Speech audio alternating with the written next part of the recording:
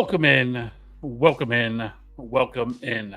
We are back for week one. Feels great. Less than 24 hours now away from kickoff from Thursday night game with the Cowboys and the Eagles.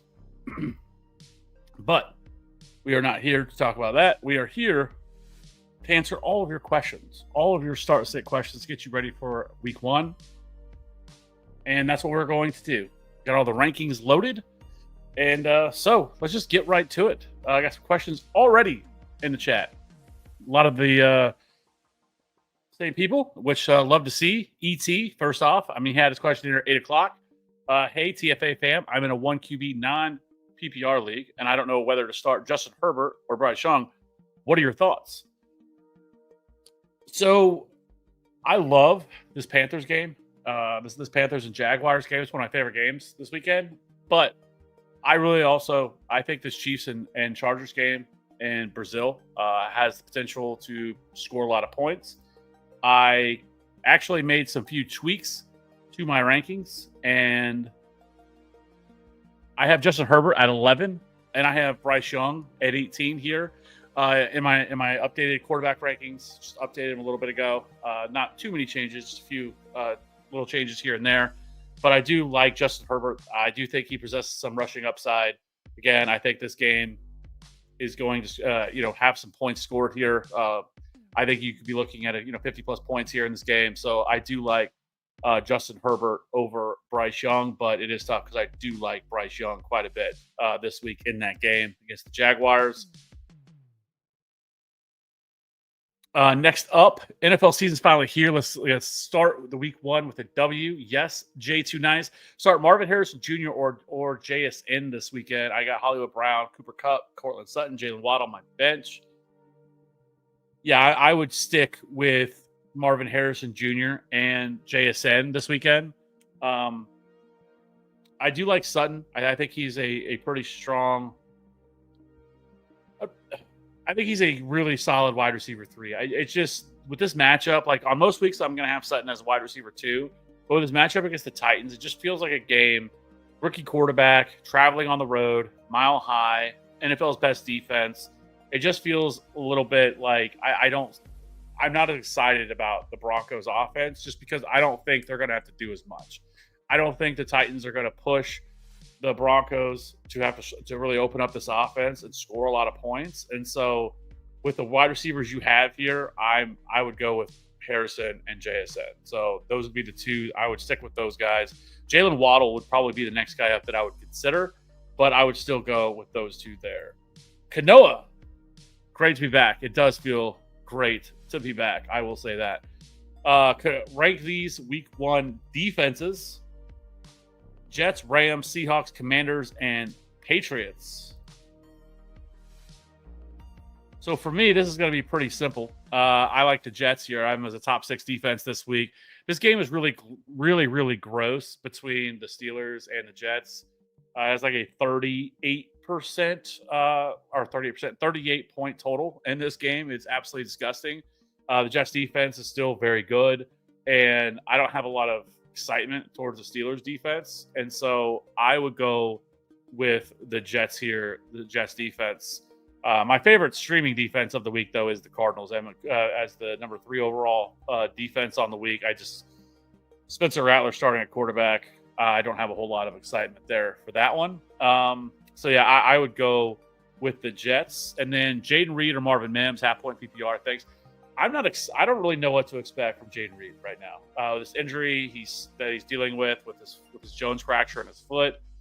He says it hurts to cut, which with his game and the way he plays, it makes it really hard to feel really great about him. And so I am more of a wait and see approach with Jaden Reed. That's why I like Matthew Golden as much as I do this week.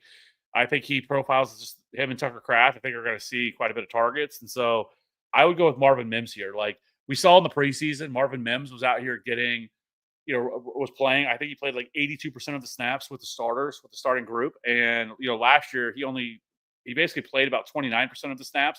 So it was a pretty big boost for Marvin Mims, but a lot of hype surrounding him. Somebody that I've made it a priority to try to draft, stash on my bench. because I do think this offense is going to be better than what it was. And so I would probably go with Mims here over Jaden Reed. If you had anybody else, maybe I would consider it because like I talked about the Broncos, but I don't really know what to expect from him with this injury that he's dealing with, and I don't even know if he makes it through the year. To be honest with you, sounds like surgery could be on the table. Josh, what's up? Would you drop Braylon Allen, Trey Benson, or Nick Chubb for Jordan Addison? Standard scoring.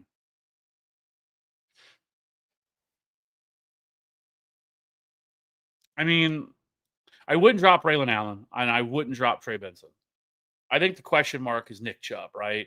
Like when it comes to Nick Chubb, and like all accounts says that he looks like he's washed. It doesn't sound like he's probably. I know he's going to be the starting running back out the gate. Jordan Addison's obviously suspended the first 3 weeks. I would, if I was going to drop somebody, it would be Nick Chubb is who I would drop. I don't think there's a lot left in the tank there for him. It sounds like it could be more of a three-way committee. It sounds like Damian Pierce is also going to get touches. And then you also have Woody Marks, who's going to be playing the third down role. He's also, so it is a little bit tougher in a standard league just because running backs hold more value. But I probably, if I was going to drop somebody, it would be Nick Chubb.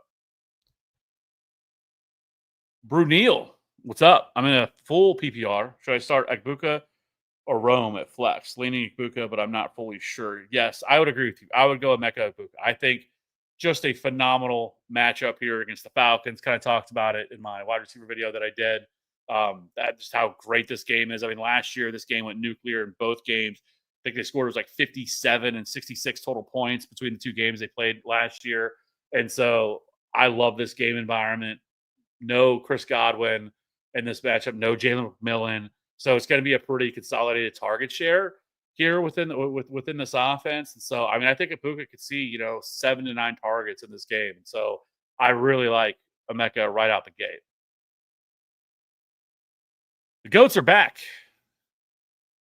Appreciate that, infamous Mel. Josh, rate this 12-team PPR league: Burrow, Pollard, Aaron Jones, Mason. Depending on who starts, Amon-Ra St. Brown, BTJ, Laporta, JSN, Eagles, Aubrey.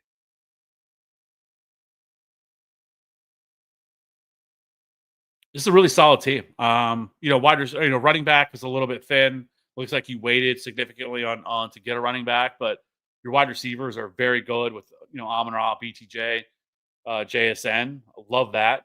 Love Joe Burrow. Obviously, he went quarterback a little bit early. Kind of to see the result of what happens whenever we do that.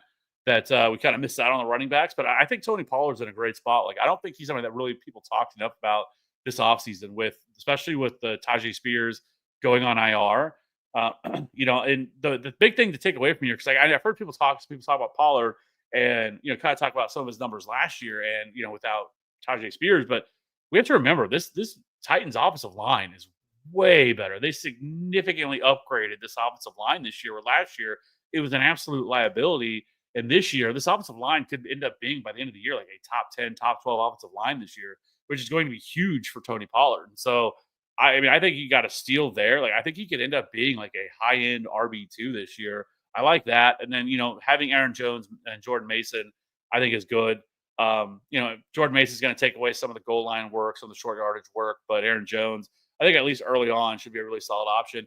I'd be interested to know, Josh, what does your bench look like? Because I would say this is a really, really solid team, especially in a 12-team league here. So, I mean, I would, 8 out of 10, B plus, however the grading scale works for you. But what does your bench look like? Because this is a very solid team. But running back was something that I would, I don't know what your bench looks like, but I would be stashing as many handcuff backs as I could, or like high upside running backs on your bench as I could, because of the running back situation you have. Because if you can hit on a couple of those guys, somebody like an Ollie Gordon or Jaden Blue, guys like that, if a couple of those guys can pay off, like a Chase Brown did last year, Bucky Irving, like you're going to be in really good shape with this roster. So, yeah, I really like this team.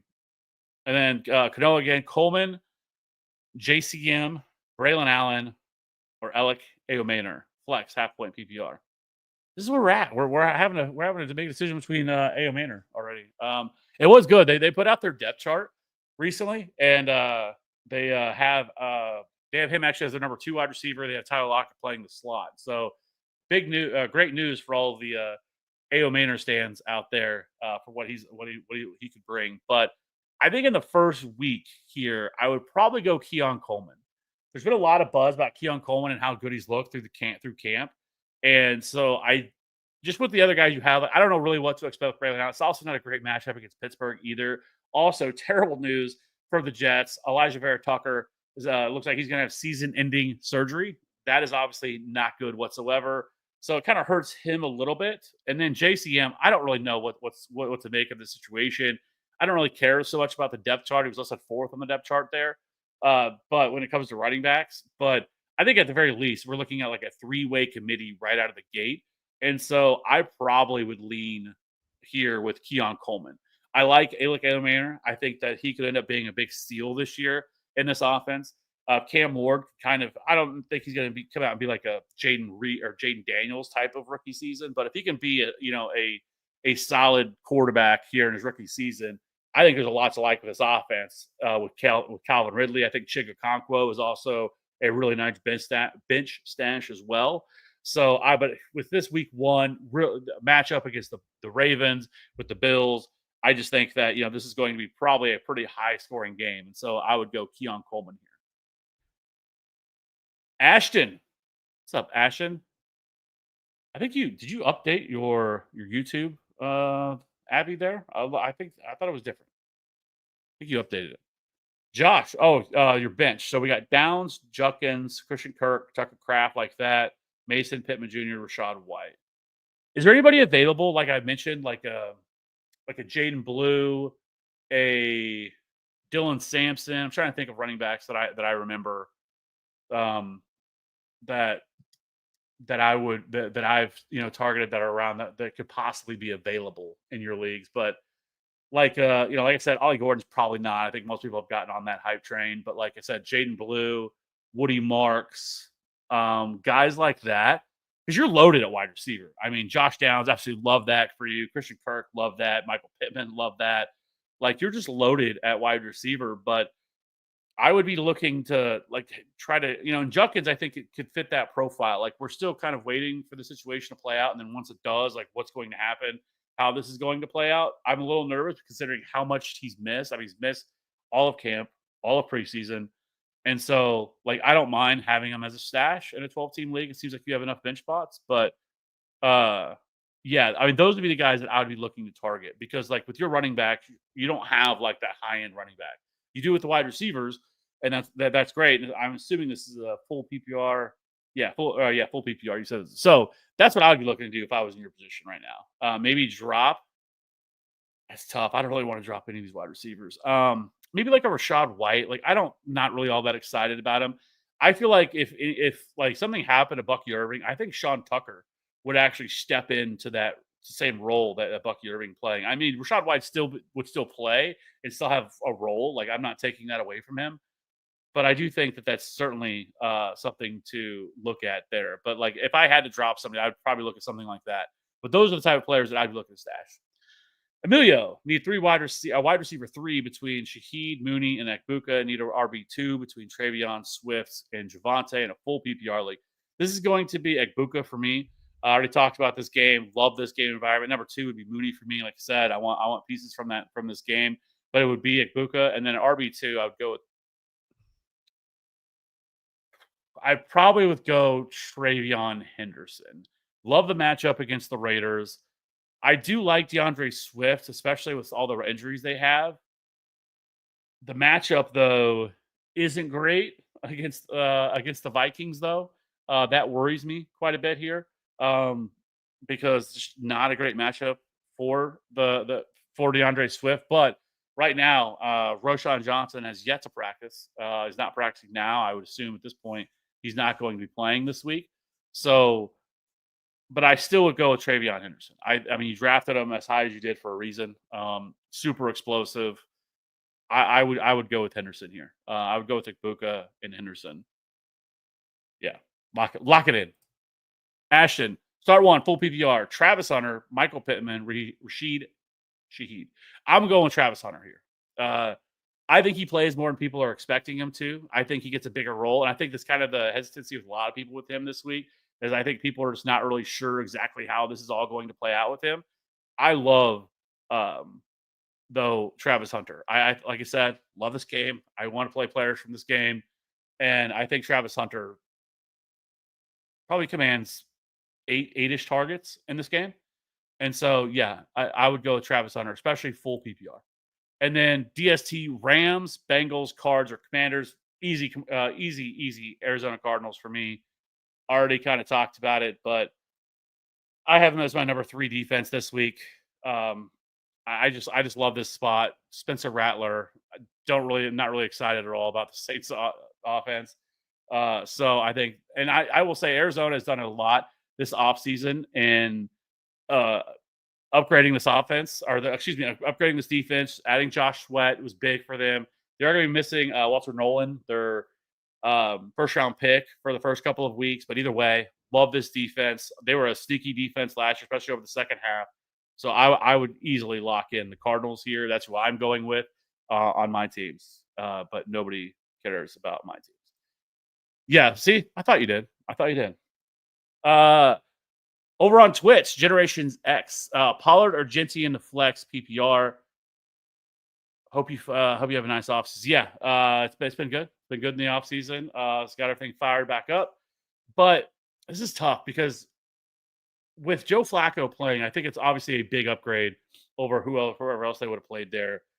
He has some like Jameis Winston type qualities. We know the Bengals defense isn't very good, but I'm just not really that excited about playing anybody from the Browns. Like Jerry Jeudy would be the guy that I would want to, but with Tony Pollard, I probably would go with him because he's going to handle as many touches as he possibly can. He's going to be involved in the passing game, being a full PPR. He's gonna get receptions out of the backfield. I would go with Pollard here. I know the matchup's not great against the Broncos, but I will say the Broncos last year were more middle of the road against running backs. Now they did make a lot of offseason acquisitions to this defense as well, but either way, I think I would still go Pollard just based purely off of volume. And then need a flex running back, Judy, Swift, or Brees Hall. I would go with DeAndre Swift here.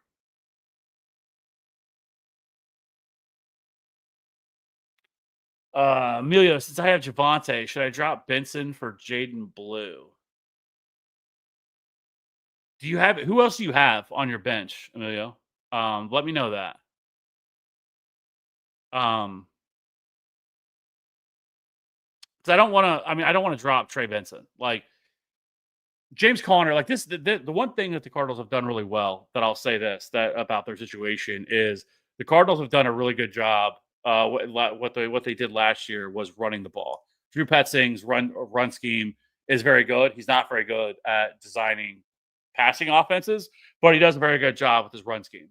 And so I think if something were to happen to James Conner, I think Trey Benson would be the guy that would step in. And James Conner is 30 years old, so I'm not expecting an injury here, but like to James Conner, but like if the chances of it are more likely with him. So I wouldn't want to drop Trey Benson. Do you have anybody else that we can drop? Arturo, trade JSN for Mike Evans. Yeah, I would do that. I I like Mike Evans a lot. Like I know Mike, and I'm typically not like a older player guy. Like I'm a little more of an ageist when it comes to fantasy football. But it's no denying what he did last year. He was phenomenal last year, even at age 31. I don't care that he's 32 years old. There's so many injuries to this offense. He's going to be the he's going to be the man in this offense. He's going to see a ton of targets. He's going to be involved heavily in the red zone. I don't mind JSN, but I have a lot of questions about Sam Darnold and what we're going to get from him this year. I know Clint Kubiak did a pretty good job last year with Derek Carr while he had him, but I have some concern there with Sam Darnold. So if I could get Mike Evans, I would get Mike Evans. J Cup, not feeling great about this. Yo, rate my draft. Half point PPR, 12 man, pick 7, stake draft. League is 1 quarterback, 2 running backs, 2 wide receivers, 1 tight end, 2 flex, can be tight end. Picks in order: CD, Chase Brown, Bowers, JSN, Pollard, Caleb Johnson, Golden, Dunze, Bill, Josh Downs, JJ McCarthy, Dylan Sampson, Justin Fields, Chase McLaughlin, and Packers D. Did you just say that just so? Because this is a very good team. I don't know what we're talking about here, especially in a 12-team league. I don't know how you were able to get. I'm guessing you got CD in the first round, Bowers in the second round, and then Chase Brown in the third round. Maybe you had, especially with an early pick. I'm guessing you picked CD, and on the turn of 2-3, you got Bowers and Chase Brown. Love that, and then getting JSN within that range. Oh yeah, you're right. You did say that. Reading's hard. Picks in order. You did say that. So Caleb Johnson, I don't necessarily love. I go back and forth all the time with Caleb Johnson. Like, I think he's gonna. I know a lot of people have buried him this offseason because a couple runs in the preseason. It's funny how we pick and choose what matters and what doesn't. Like, if a guy has a good run, that matters. But if a guy has a bad run, then that's a big deal. But I don't know. But I do know they drafted him to be the Najee Harris in this offense. I don't think they trust Jalen Warren to be that guy. I know right now Jalen Warren's listed as the RB1. I'm not really buying. That's how it's going to keep going. That's never how they've ever utilized it. I don't think he's ever had more than like 150 carries in a season. I think that's still going to be Caleb Johnson. I love Tony Pollard. Brought that up. Love it. I think that he's going to be one of the bigger values. Now, your bench, I think you did an excellent job here.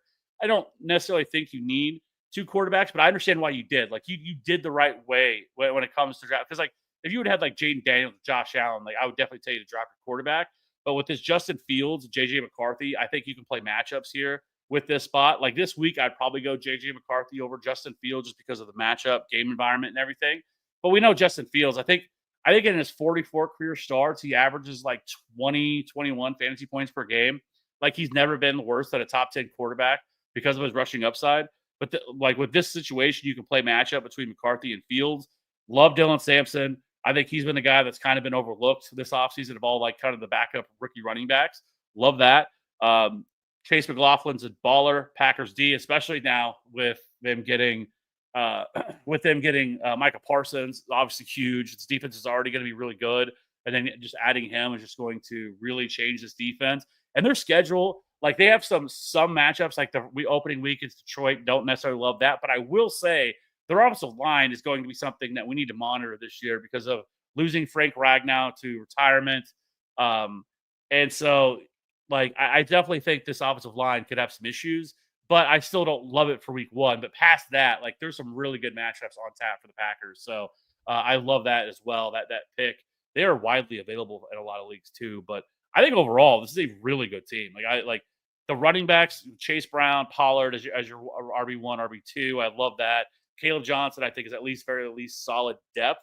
See what Bill turns into. And then Josh Downs, love that on the bench. Like, yeah, I think you did really well here. I think you sold yourself just a little short with how good this team is. I really like this team. I think you can do a lot here with this team. But overall, like I said, I think everything. I think you built a really well-rounded team. Like, it's not all one direction. I think you have some floor with somebody like a Josh Downs that you can plug in if something were to happen. And like I said, I think you have some upside as well with JCM and Dylan Sampson too. So really good team here. I like what you did with this. Emilio benches Javonte, Mooney, Swift, Shaheed, Brenton Strange, and Trey Benson. So you have Bowers. Are you the one? No, that was the other team. Who do you have? Who are you starting, Emilio, at tight end? Because, like, I don't think you need Brenton Strange if he's on your bench, but it depends on what your other tight end is. But, like, for the most part, I don't think you really need Brenton Strange. Like, I think you can easily stream that position. So if you were to need somebody, depending on who your starter is, but I don't think you listed that. Let me see. Where was I at? Okay. Perry, should I trade Nico Jameson for Adams and Tyreek Hill? No, I would not. Like, Tyreek worries me so much. Like, 31 years old now, dealing with some of these off-field stuff. Like, and the Packers are Packers. The Dolphins are a Tua injury away from this offense completely cratering. We've seen it time and time again. And so I wouldn't want to come in on that. And then you also have the scenario as well with Matt Stafford and his back injury. Like, it's one thing for him to go out and practice where you're wearing a non-contact jersey. It's a whole nother thing putting him out there against defenses. I mean, they faced the Texans in week 1, which worries the hell out of me for him because they have some of the probably the one of the best, if not the best, at least top 3 for sure. Duo of edge rushers with Will Anderson and Daniil Hunter. Like, just absolutely love that. And so it worries the hell out of me. I would not. I would stay with Nico and Jameson Williams. Jameson Williams also. I'm really interested to see how this offense changed without Ben Johnson. They have John Morton now as the offensive coordinator. There's been a lot of talk about them wanting to move the ball further, push the ball down the field. And so could this switch a little bit more into Jameson's favor? I want Nico and I want Jameson Williams. I would not make that move if I were you. Jimbo, Justin Fields or Bryce Young, week 1, 6-point passing league. I would go with still risky with Justin Fields because Justin Fields could have 100 yards rushing on the ground. I think I would lean Justin Fields. I have Justin Fields just a little bit higher than Bryce Young. I've already talked about this game a lot already, but I like this game so much. But I have Justin Fields at QB 15, and where are they at? There. Yeah. So I have Justin Fields at QB 15. I have Bryce Young at QB 18 this week. So I would stick with Justin Fields, but I don't love that game environment at all. But just because of how much his rushing upside is so incredible, I would have to go Fields. All my mock drafts did not prepare me for my idiot league mates. Yeah, but you did well. Yeah, it says Bowers in the 3rd, and I was like, yeah, I guess I have to pick him. Yeah, I would too. Like, that's crazy. I cannot believe that he was sitting there. Love that. I mean, Bowers has been going like early 2nd, so if you able to get him there, like that's incredible value there to be able to get Brock Bowers there. So love that. And then Jerome Ford or Isaiah Pacheco, full PPR week 1. I'm going to go Pacheco here. I'm a little bit lower on Pacheco. I like him for the season-long outlook for sure, but not the best matchup. The Chargers were actually really good against the run last year. I think they only allowed 4 rushing touchdowns all last season.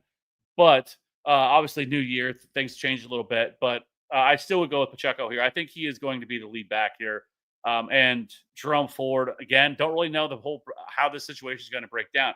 Like this, when it comes to me, like when it comes to week 1, I'm going to be a little bit less trying to take too many risks, right? You obviously drafted Pacheco way ahead of Jerome Ford. I wouldn't get too cute because there's a lot that we still need to figure out with these offenses and what these rotations are going to look like. Dylan Sampson, Jerome Ford, who handles the majority of the work here. I would just go with Pacheco here on Friday night. Will, what's going on, Will? How are you doing? Are you looking for this game on Saturday? The Tigers game? It's the old Jayhawks. Kanoa, Ryland, Koo, Little, Reichert, or Loop. Love all of these kickers, but for me this week it's going to be Cam Little. Love the game environment. Love Cam Little. Cam Little was phenomenal last year, like 92%. Converted on 92% of his field goals. His biggest problem was he just played for the Jaguars. Their offense was terrible this year. Liam Cohen now, new offense. I think he goes from like he was like kicker 15, I think, overall last year. I think he's easy top 10 kicker this year. So I would go with Cam Little here in this spot. And then Will Tyler Warren or Kyle Pitts. We're still doing it, aren't we? We're still holding on hope. You know who Kyle Pitts really reminds me of? And if people have been playing fantasy football long enough, you'll remember this name because especially if you consume content for a while, like this player was talked about all the time. And I think for years and years and years and years and years, we were like, oh, this year he's going to break out. This year he's going to break out. And that's Eric Ebron. Like we did it all the time with him. And we just kept waiting for him to break out and it just never happened. That feels where we're at with Kyle Pitts. Like we keep hoping and praying like that he's going to be the guy that we thought he was going to be. But I would go Tyler Warren here, though. Like, love Tyler Warren. I think the offense runs through him. Daniel Jones at quarterback is a big-time upgrade for the pass catchers here. I think it makes Tyler Warren, Josh Downs, Michael Pittman, like on a weekly basis, they're all going to be in play. So I would go with Tyler Warren. So you have Kelsey as your starting tight end. So that's why you have Brenton Strange. Yeah, I mean, I think it's fine. I always prefer in that situation. Like I think you can get away with not having a backup tight end like that on your And because, like, honestly, if you ask yourself, like, what's Britton Strange's true upside? Like, what's his true if everything were to work out for him? Like it's not. He's not something that's going to kill you. It's not like he's going to develop into a top 5 tight end all of a sudden, and you're going to be like, man, I feel stupid for not having him. Whereas I would rather have more like running backs, wide receivers on my bench. Like I said, I'm okay with 2 quarterbacks if you have like a Dak Prescott and Drake May or something like that. Like I'm perfectly okay with that, and just playing matchups in those situations. But I would prefer to have another running back if like any of those guys were available right now than having Britton Strange. Nino, full PPR need 2. ETN, Diggs, Harvey, and Josh Downs.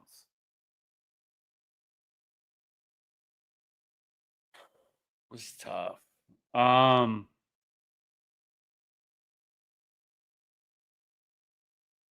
gonna go with ETN and Stephon Diggs.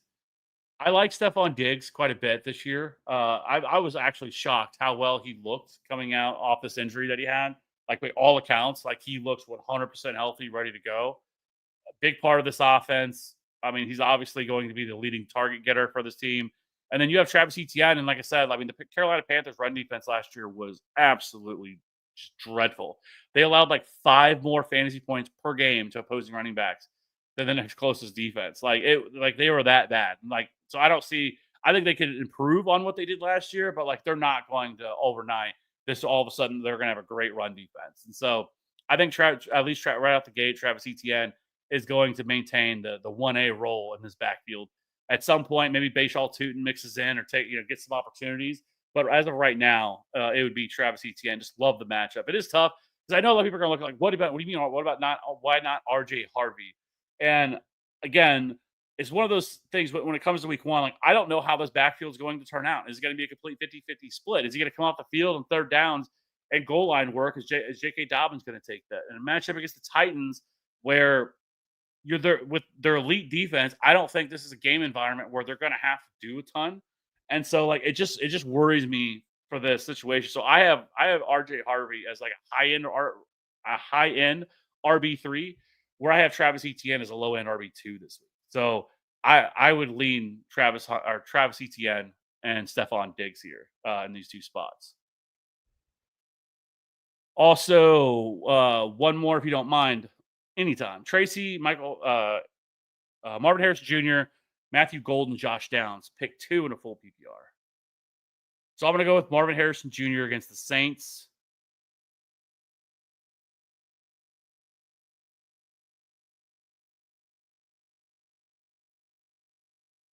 I'm going to go with Tyrone Tracy here. Man, I really, really want to say Matthew Golden.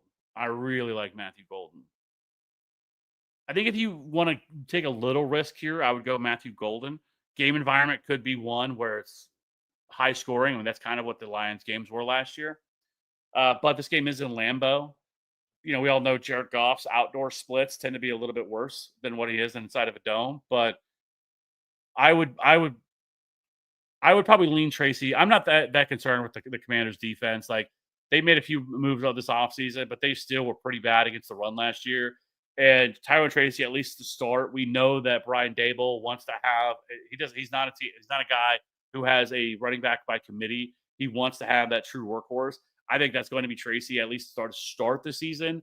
And so we know Russell Wilson likes to check the ball down here. And so I would go with Tyrone Tracy here and Marvin Harrison Jr. But if you want to take a little bit of a swing for upside, though, you could go Golden over Tracy. But I would probably lean a little bit more into Tracy this week, though. Ron T. Juwan Jennings or J.K. Dobbins, PPR. Big concern about Jennings not practicing before now, although he'd be the pick. Otherwise, full practice, in my opinion. I think since he's getting a full week's of practice in, he's basically getting in a full week. As long as he plays, I'm going to go with Juwan Jennings here in the spots. We've seen what his upside can be here. They are hurting at wide receiver. They still have Ricky Pearsall. Obviously, CMC's back fully healthy. George Kittle. But they're just missing so many pieces outside of that. Brandon Ayuk. I mean, this is a team that was bringing in Sky Moore and MBS. So I would still probably lean Juwan Jennings here over J.K. Dobbins in this matchup against Seattle. Mel, can you rate my team? Yes, I can. Starters, Lamar Jackson. Love that. Achane, Chase Brown. Love that. Don't necessarily love having 2 Dolphins because you better be praying every week that Tua stays healthy. But Tyreek Hill, Justin Jefferson, love that. And Njoku, love that. Garrett Wilson, Jake Bates, bench is Godwin, Brees Hall, Kirk, Pacheco, Ridley, Stroud, Jalen Warren. So the rest of it, I mean, the bench is really good. I mean, I don't know how we have. It's wild that we have Pacheco on the bench as well. So love this team. Stroud. Now this is one of those situations I was just talking about. When you have Lamar Jackson, like you are never not playing Lamar Jackson, right? And I know everybody, and I know most leagues, like even my home league, I was surprised how many quarterbacks that were drafted. But as soon as waivers opened after the draft, those were the first players everybody started dropping to add some other players that they saw that were available. Like quarterbacks are going to get dropped quickly, and so if you can only start one quarterback as long as it's not a super flex league, I would drop CJ Stroud because you're always going to play Lamar Jackson. There's never a week you're not going to play Lamar Jackson unless he gets hurt, and that's just not something I'm going to sit there and worry about with when it comes to Lamar Jackson. So I would drop Lamar Jackson and add another player to this bench. But my goodness, this is a very good team. Like I said, I don't love the having Tyreek and Achan because you're betting a lot on Tua staying healthy with this offense. But either way, the rest of this team is really good. Like what you did here, though, and that bench is really good. I love that. Yeah, MIZ. I cannot wait. I've been looking forward to this game. We're supposed to be going with some friends. There, a couple of them are KU fans to go watch it at a bar or restaurant somewhere when this game goes on. So finally, after 14 years, finally get to play Kansas again. So Ron and Joku or Ingram, tight end premium. So for me, this is going to be David and Joku for me against the Bengals.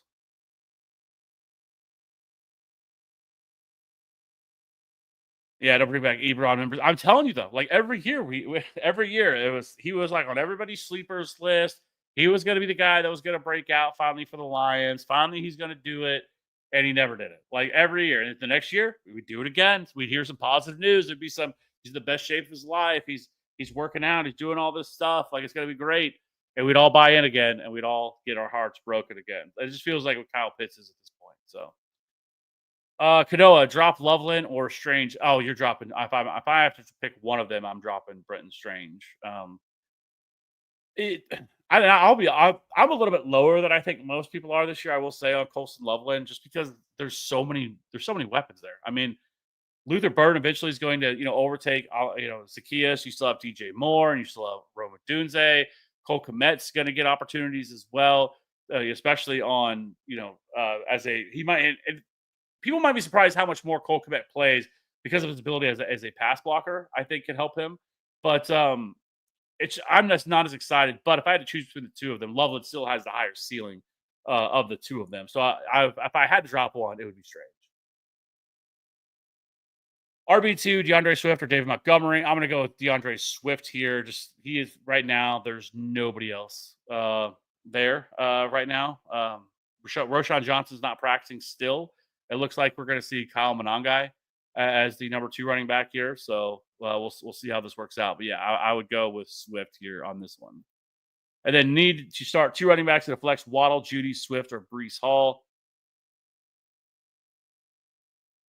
The 2 running backs I would go with. Wait. Oh, never mind. Need to start 2 running back and a flex. I would go with Swift. I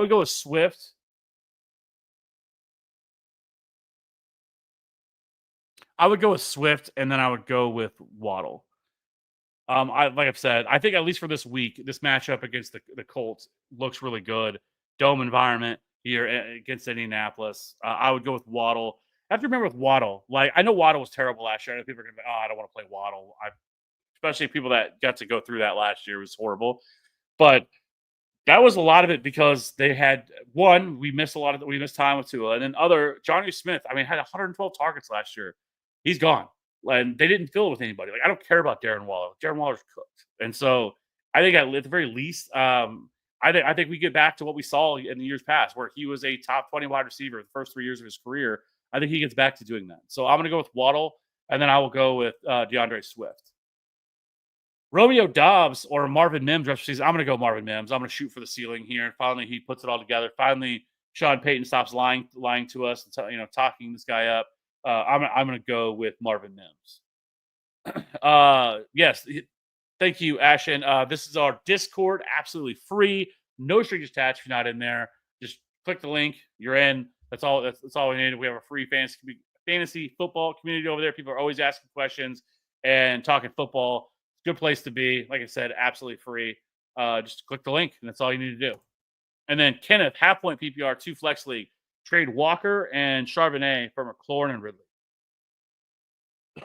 Are you stacked at running back that you can handle getting rid of Kenneth Walker and getting Terry McLaurin and Calvin Ridley? I mean, I like McLaurin. I really like Ridley this year, but what does this do for your running backs? Because obviously you're sending out 2 running backs to bring in 2 wide receivers. So, like, what does the rest of your team look like with this? Oh yeah, trust me, I feel the same way about Harvey for at least the first 2 to 3 weeks. Just see the splits. Yes, that's kind of where I'm at with Harvey right now. I think by the end of the year he's going to be the guy. Like, but it just feels like a scenario where J.K. Dobbins is really frustrating and getting worked in and getting opportunities when we feel like he shouldn't, and it becomes super frustrating to deal with. So I would tend to just wait it out and kind of see how everything plays out here. So yeah, definitely agree. And then Quincy. My quarterback is Jaden Daniels. Love that. Tight end Tucker Kraft. Love that. Need 2 running backs, 2 wide receivers, 2 flex, 10-man league. Man, how do you? Oh my goodness. I don't even care. Like even in a 10-team league, to have Christian McCaffrey, Achane, Chase Brown, and Travion Henderson. My goodness, that is. You do get 2 flex. That's so okay. So you can start all 4. So I'm starting all 4 of those guys. I'm starting 3 of them. CMC, Achane, Chase Brown, and let's see what we've got at wide receiver. Terry, Sutton, Garrett Wilson, Pearsall, Diggs, Ekbuka. So I'm starting CMC, Achane, and then Chase Brown on one of my flex. So that leaves 2 wide receivers and a flex. We're going to start Terry and Pearsall. And then the flex comes down between Travion Henderson, Ekbuka, and Sutton for me. Man, I would not want to be you every week with making these decisions, Quincy. I would go with Pearsall. Just follow the reports that how much he has worked in and how involved they expect him to be. Juwan Jennings is sounds like he's going to play, but he's missed all of camp, missed all of preseason. I think I go with Ricky Pearsall here as my other flex. I mean, Ekbuka is definitely in play. I love him, love this game environment, but I think I would go with Pearsall here as my other flex. But my goodness, well done. I mean, I don't even care. I mean, a 10-team league. I mean, I've played in 10-team leagues before. Like, usually your teams aren't this stacked. Like, my goodness, like you did very, very well with this team. Love that. Hate doing early trades because big hauls like this, but got offered Brian Thomas, Nico, Ramondre for my Jamar Chase, Sutton, Pollard. I like the wide receiver swap, of course, but the running back is big drop.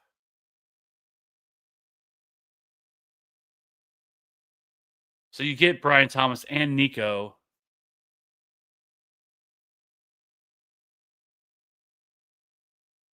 For Ramondre. I don't really care about Ramondre. But you're getting up Jamar Chase. Which for Brian Thomas and Nico, and those are 2 top 12 wide receivers. Those are 2 top 7 wide receivers, really. The tough part is the remaining part of it. I mean, you're fine, honestly. I would say, if you look at it, you're getting a huge upgrade. This is way I would look at it. You're getting a huge upgrade with Nico to Sutton, right? Like Nico could be, if he can stay healthy this year, like we've seen it, like last year through the first, what was it, like 7 or 8 weeks of the season before he got that injury, or was it the first 5 weeks of the season? Anyways, he was a top 2 wide receiver in the league. So like, I mean, he was absolutely crushing, and they're going to have to throw the ball a ton for Houston because their offensive line isn't great, but then with the running backs are, we've talked about Dameon Pierce and Nick Chubb, and Woody Marks, like they're going to be throwing the ball a lot. And so while yes, they brought in some other wide receivers to help, like I still think Brian Thomas is going to command, and he is like AJ Brown. He's like the most efficient wide receiver in the league. He does more with less. Like he doesn't need 180 targets to be able to get there. But boy, if he ever got close to it, he would go absolutely nuclear. And so like you're getting a huge upgrade there. And then Brian Thomas, with obviously what he was able to do last year, like he's still a top 5 wide receiver. So you're getting the upgrades there. It's just really the downgrade you're getting at Tony Pollard to Ramondre. Does he have any other running back that you could get besides Ramondre Stevenson? Because like that's the part where I would be like, I don't know about that. Because like I'm not excited about Ramondre at all. Like I don't think he does any. Like I think he has some sort of a role, because I don't think they're going to put Henderson in a role where he's like 70% opportunity guy. But I think as the season goes on, I just think Henderson takes more and more of this offense. So is there anybody else that you could get him to swap instead of getting Ramondre? Because I want somebody with some ceiling if I'm going to do it. Because I don't mind doing the Brian Thomas and Nico part of it. Like I think you're getting I think it actually is an upgrade over what you got. So let me know on that, because that would be the only thing that I would wonder.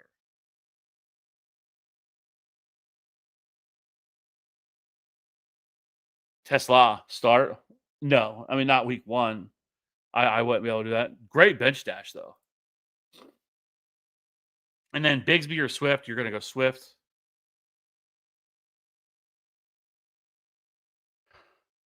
Is this the same one? No, this is not the same one. I need two wide receivers, 2 running backs, 2 flex.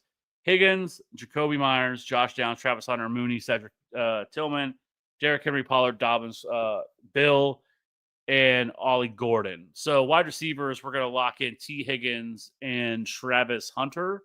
And then 2 running backs, we're going to go obviously Derrick Henry and Tony Pollard. And then your 2 flexes, I would go with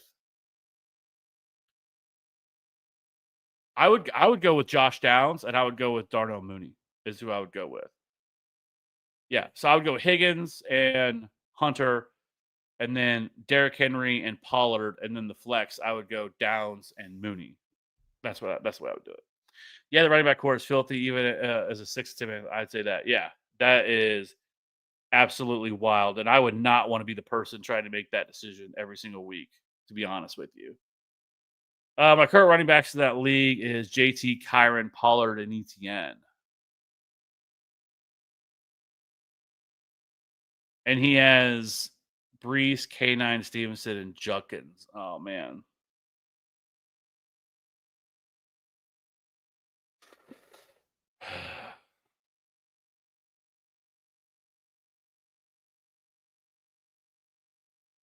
Hmm.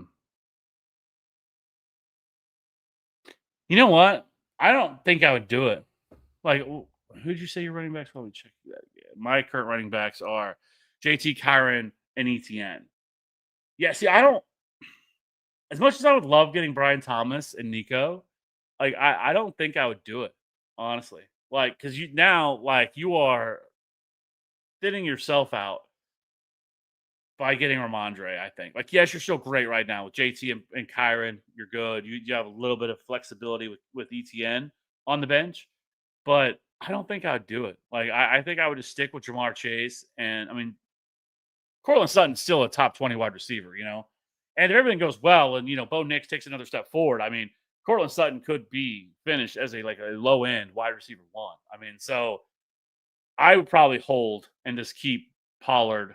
That way, you maintain your running back depth you have here. Is the way that I would do it. I'm not a huge fan of like trading before the season even starts. I would rather just kind of let things play out a little bit and then start to pick and choose on players you can look to try to start, picking off, whether it's, buy low candidates, stuff like that. But I probably would hold. I probably wouldn't make the move if it was me, to be honest. Derek, Dak Prescott, or Justin Fields?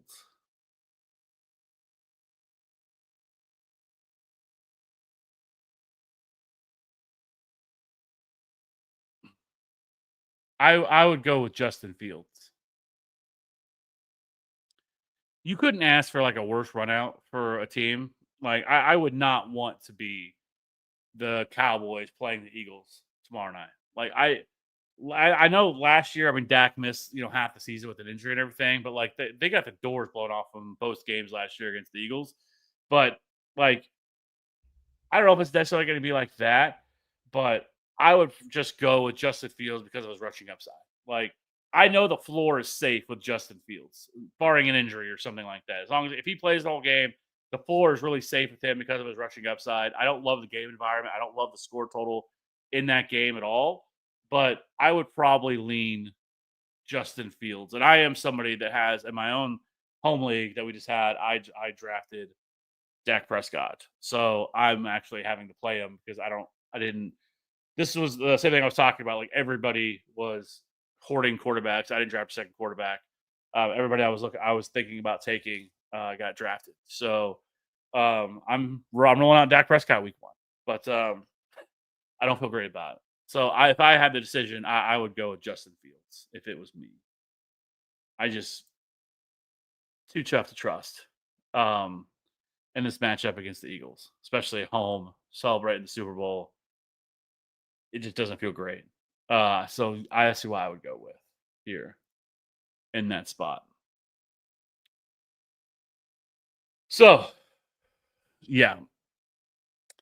But I will say, I am super excited that week 1 is upon us. I am tired of hearing all the hot takes and everything else that have been going on around the last week because we haven't had anything to talk about because preseason's been over with and we've just been waiting.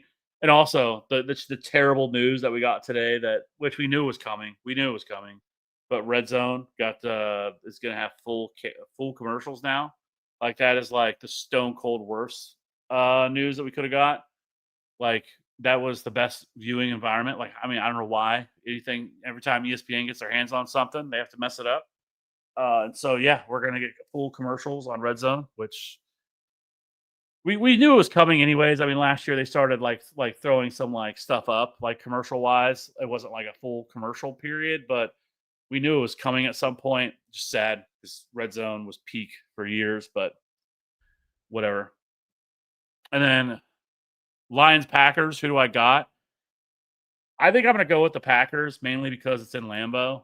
I think I think the Packers offense I think is definitely going to be better than it was this year. Like I've said, I have some concerns with how this offense is going to look for the Lions. Their offensive line, everything else, new offensive coordinator. But yeah, I would go Packers here. Close game, but I think I would slightly go Packers on this one. Flex full PPR, Pollard or DK. I'm going to go with Pollard. Like I said, not excited about that game at all, especially the passing games for sure. So I would go with Pollard on that one. Marco, any 10 to 12 receivers? I'm guessing. Oh, any round 10 to 12 receivers you like with high upside? I mean, once you get, let me see, pull up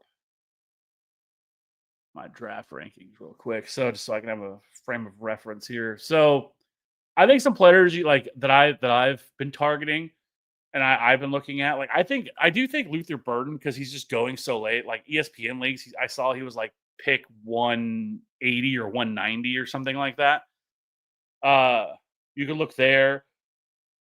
Darnell Mooney, Josh Downs. I think both of those dudes starting around round 10 are definitely guys that I want to be looking at. We've already talked about Marvin Mims, like him as well, seeing how this plays out. I was going to love Jalen Coker until he got hurt out of nowhere last Saturday and placed on IR. Like nobody was expecting this. There was no report about it whatsoever. And out of nowhere, they placed him on IR. So that sucks with that situation. Like Xavier Legette, I guess, if you wanted to take a shot there because they moved on from Adam Thielen. Like who else are they throwing the ball to at this point? That's why I love Ted McMillan so much this week. But like I do think Xavier Legette, maybe he gets some more opportunities early on. Christian Kirk is not sexy at all, but he's going to be the starting slot wide receiver for an offense. Like I said, it's going to be throwing the ball a lot more this year. So I think he's somebody if you're looking at Cedric Tillman. But as long as Joe Flacco is the quarterback, I think is worth a look. I think my two favorite later round guys to target is Deontay Thornton Jr. from the Raiders, and then Alec Ayomanor is the other guy that I'm looking to target from the Titans. He is recently named the number 2 wide receiver. And it's preseason, so we'll take it with a grain of salt. But I mean, he was targeted like 47%. He had like a 47% target share or something like that in preseason, which is ridiculous. But Let's be honest, I was only on 7 targets. But that was with Cam Ward. Sorry, now Calvin Ridley wasn't playing either. But he has been getting a ton of buzz in camp and how good he's looked, A.O. Maynor. And so like he's somebody that I've made a priority to try to stash, and like he's always available at the very end. And so I like that. If you're wanting a little bit more safer, like PPR option, like Keenan Allen, I still think is probably going to see 120 targets this year. Like people were excited about Trey Harris. I think Trey Harris is kind of dead at this point, at least for this year, barring an injury. Um, and then, just some other names like we've already talked about, Keon Coleman. I always, have no problem with taking some of these attached to Josh Allen. But then all of his wide receivers are cheap because, Khalil Shakir is cheap. And then you have Josh Palmer, who some people like. I'm not as excited about it as other people are. But, Josh Palmer, who they did pay quite a bit of money to there. If you want to go really deep, Torrey Horton is another player that people that has gotten a lot of buzz. I know that their coaching staff has talked him up tremendously through training camp, but I also feel like that their coaching staff does that with a lot of players. Like they have been hyping like Kenneth Walker all offseason, despite the fact that he hasn't practiced much. But Torrey Horton, I think you'd have to have some really deep benches though to be able to get to that point. Because like I said, I just don't know how much they throw the ball. They still have Cooper Kupp, you still have JSN there, Elijah Arroyo as well, the rookie tight end that they drafted. So I'm not as excited about that one. He's certainly somebody that I maybe at least monitoring. But I think those are kind of the names that I'd be looking to target. Maybe even someone like Stephon Diggs, depending on where he's going, because he's kind of going in that 9-10 round range as well. So those are the guys that I would be looking to target with high upside.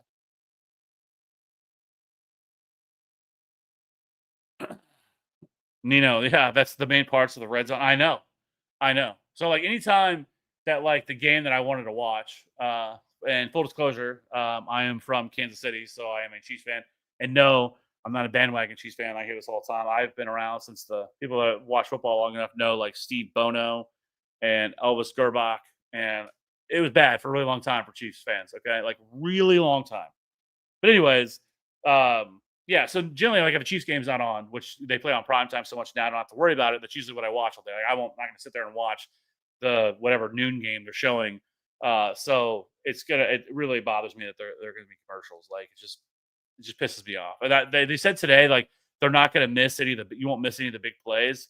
Which I guess they would just come back and show you the replay of it. But that was kind of the whole point. For a lot of it was being able to catch all the stuff as it was happening. And so like, if you're going to be on a commercial break, like unless they're going to be like just putting like a separate box where you're going to be able to see the action still going on, but they're going to be playing the commercial. I don't know. We'll see how it looks, but piss me off. Thoughts on Amari Cooper? What's his floor? I mean, his floor is 0. If we're being honest, like this is the problem I have a problem with, and I know he had a little bit of an injury late last year, but like he couldn't do nothing with the Bills. It worries me. Worries me a lot. And so like I know, and like if he was still like had something left in the tank with all the teams that are needing wide receiver, why was he just signed right before the season started? Like literally before the season started, he was brought in. So he missed, and this is a new system. This is a new offense. This is a new offensive coordinator. This is a new head coach. Like this isn't like something like he's familiar with. So he's gonna have to learn everything on the fly here with Amari Cooper. He looked completely dust at the end of last year. He's 31, I think now. And so like, I don't know. I'm not excited. I know people, he's a name and people know him. And you look at the situation, but like I'd rather have Jacoby Myers, who's obviously not getting traded. They have Brock Bowers. And if I want to take a dart throw at somebody in an offense, it's gonna be Dante Thornton Jr., who is just a freak athlete. I mean, 6'5", 205 pounds, ran a 4.3 40, like and has had a remarkable camp, or in preseason. Like that's the guy I want to take a shot on, not Amari Cooper. Like I don't see a scenario in a world where Amari Cooper hurts me that I didn't pick him up or I didn't draft him. I'm just not excited about Amari Cooper. Justin or Trevor this week? This is going to be easy for me, Chris. This is Trevor Lawrence. I have Trevor Lawrence. May end up regretting it. But I have Trevor Lawrence as a top 10 quarterback. I have him as QB 10 this week against the Panthers. Love this matchup. Love this spot. I'm a believer in Liam Cohen that he's going to turn this offensive around. I know Trevor Lawrence he's been a bust through the start of his career. Like, there's no sugarcoating it. There's no making it better. There's no saying anything other than that. He has been a stone cold bust through the start of his career. But I will say, prior to last year, I mean, he was borderline top 12 quarterback. And he's been in some of the worst offensive ecosystems you could ask. Like Doug Peterson is currently offensive coordinator was Press Taylor was terrible. And then before that, it was Urban Meyer, who lasted a year, was just a complete train wreck. Like at least Liam Cohen, we've seen, and we with Baker Mayfield, he put up his best statistical season ever last year with Liam Cohen as offensive coordinator. I think that Liam Cohen is going to be able to turn this offense around. And so I like Trevor Lawrence this year. I know people don't want to hear that. People are tired of hearing about Trevor Lawrence, much like Kyle Pitts. But really phenomenal matchup this week, though, against the Panthers and their defense. So I'm going to go with Trevor Lawrence here over. Well, I guess that could also be Justin Herbert. I guess you didn't really specify. You just said Justin or Trevor. So, but I would go with Trevor Lawrence. Like you see, I have if it is Justin Herbert, I have Justin Herbert at 11. So it's pretty close between those two, but you didn't really specify. Thank you. Appreciate it. Good insight. Anytime. Anytime. Marco, I'm looking for backup quarterback in a draft. I got Caleb starting, Goff, Tua, Stafford, T-Law, Cam Ward, Penix, Bryce Young, best available. What do you think? I would go with T-Law. Just wipes it all out there for you. I would go with Trevor Lawrence. I actually think Trevor Lawrence as well. See if I can pull it up really quickly. If I remember correctly, I think he has a very good schedule too. Obviously, where they finished last year. But I think it was under this one. Where all my stuff is. I'm trying to see really quickly. So I thought that they had one of the better schedules this year too, for quarterbacks. But either way, get a great start right out of the gate here for him. So I would probably go with Trevor Lawrence. If like someone like JJ McCarthy was sitting out there, I probably would have went with him.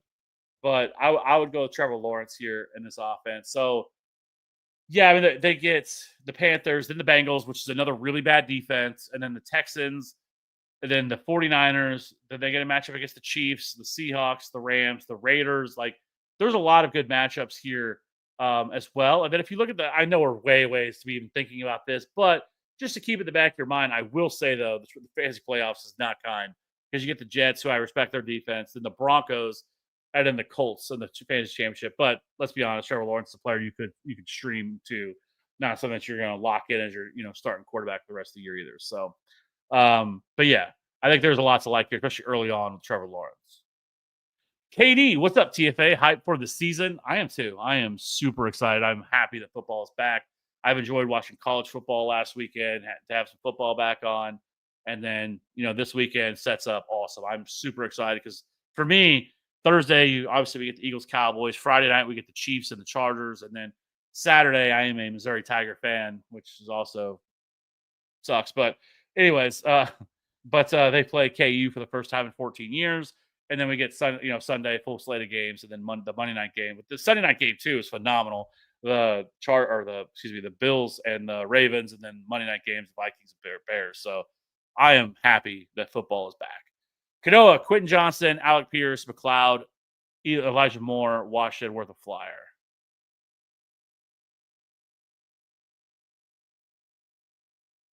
I mean, I'm guessing that's Malik Washington. I'm assuming if that's Malik Washington, I would say he would be the one that I would target from all of these. Because we kind of talked about with Tyreek in this situation already. But like if you're looking for someone to like stash, he has looked pretty good so far, I guess, from a lot of stuff I was seeing from camp, stuff that I was paying attention to. And like he got some run at the end of last year.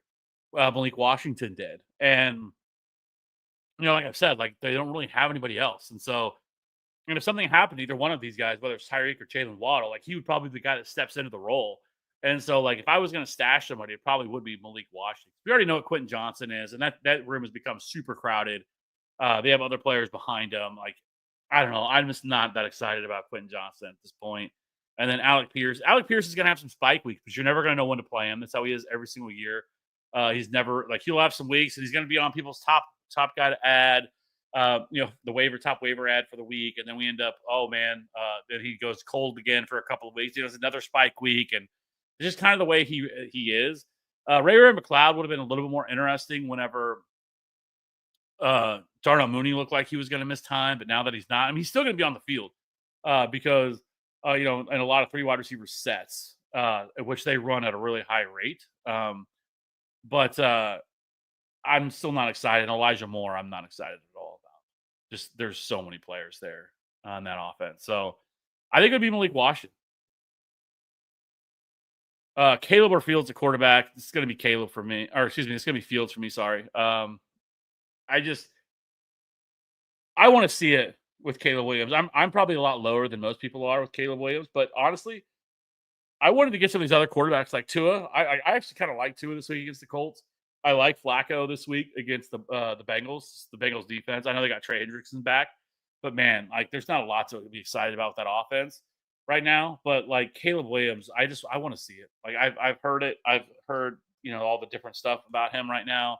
I want to see it first, and then I'll believe it at this point. So yeah, I would go with Fields here. Best defenses this week. Can help you out with that. So for me, it's going to be I think the ones that are most relevant, the Cardinals are my favorite streaming defense of the week. The Jets are right there behind them. I think Commanders are also a really good streaming defense this week. I don't mind the Bengals. I know we just talked about like Joe Flacco, but Joe Flacco still has a propensity to turn the ball over and throw interceptions. Trey Anderson's back helps. So I think they're at least a solid streaming option this week. I think the Rams are a very good streaming option this week. The Texans' offensive line is absolutely dreadful. Dreadful. Their offensive line is going to be this year. And so, and the Rams, I think Jared Verse, I think this defense is going to be even better. I mean, their defense kind of came out of nowhere last year. Like there wasn't a lot of people that were excited about the Rams defense last year. And they played much better than I think people had anticipated. And so I would go with, if those would be my favorite, like, I think guys that are defenses that are readily available.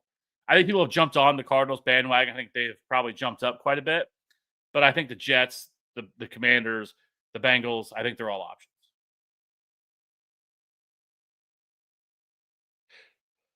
Canoa again, Jones, Flacco, Darnold, or Cam Ward. This is going to be Flacco for me. I just kind of already talked about it. Like he is still a DGAF quarterback. They're going to have to throw the ball a lot to keep up with the Bengals.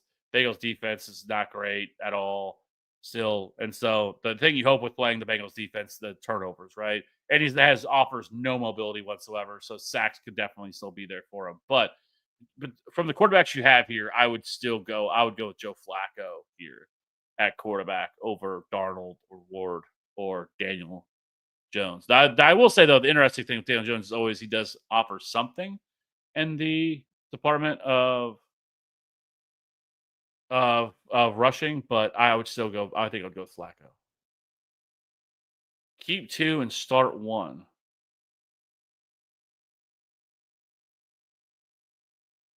of the quarterbacks.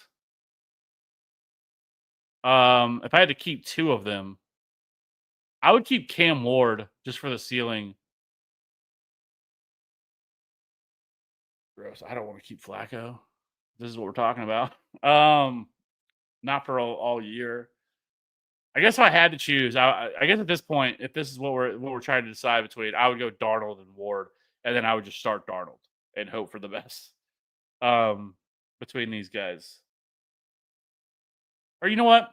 The Dolphins secondary is absolutely trash. I would go Daniel Jones and Cam Ward. I hope, Kanoa, you have other quarterbacks than this. Like this is just like some super deep team that this is not the quarterbacks where I would decide between. So, but if it was, that's who I would go with. I would go with Daniel Jones and Cam Ward, and I'll start Daniel Jones if that's the only choice I have. Chris, thank you. I've been thinking Trevor too. Herbert was my second option. I got left with scraps on this year's draft for quarterback. I don't know if those guys are scraps though. But yeah, I would lean Trevor. I would lean Trevor Lawrence. Like I said, really like it. Any idea who you keep our season for Justin Herbert, Trevor, or Gino? I think, on the surface, the easy thing to say is Justin Herbert, right? But like the only thing that worries me is like we saw it last year. Like if they can run the ball, they're going to run the ball. Like through the first like 8 or 9 weeks of the season, like Justin Herbert was only throwing the ball like 25, 26 times a game. Like it was hardly at all. And then all of a sudden, I think J.K. Dobbins got hurt and they couldn't run the ball anymore. So they had to throw the ball at a lot higher rate. Now, I will say, Justin Herbert did run the ball a lot more last year. He offers that ability, but so does Trevor Lawrence. Trevor Lawrence has, had multiple years of over, I think, 300 rushing yards. Like he offers something too on the ground. Um, I would probably stream. Like, is this just your typical 12-team league? You can start one quarterback. If that's what this is, I probably am just streaming quarterback, honestly. If I have to make a decision between one of them, it would be Justin Herbert with the quarterback that I probably would go with. But I think Trevor Lawrence offers a little bit more. But like I mentioned, like that end of season for the Jags, especially those last 3 games, I would not feel excited about with playing the Jets and the Broncos over the last 2 weeks of 2 of the 3 of the last weeks. Then they get the Colts to end the season. Marco just drafted here the team: Caleb, Bucky, Kamara, Jay Jettas, T. Higgins, Kraft, McMillan, Cardinals defense: Cameron Dicker, Jalen Waddle, Caleb Johnson, Ramondre, Benson, Kirk, Algier, Trevor Lawrence, 12-man PPR.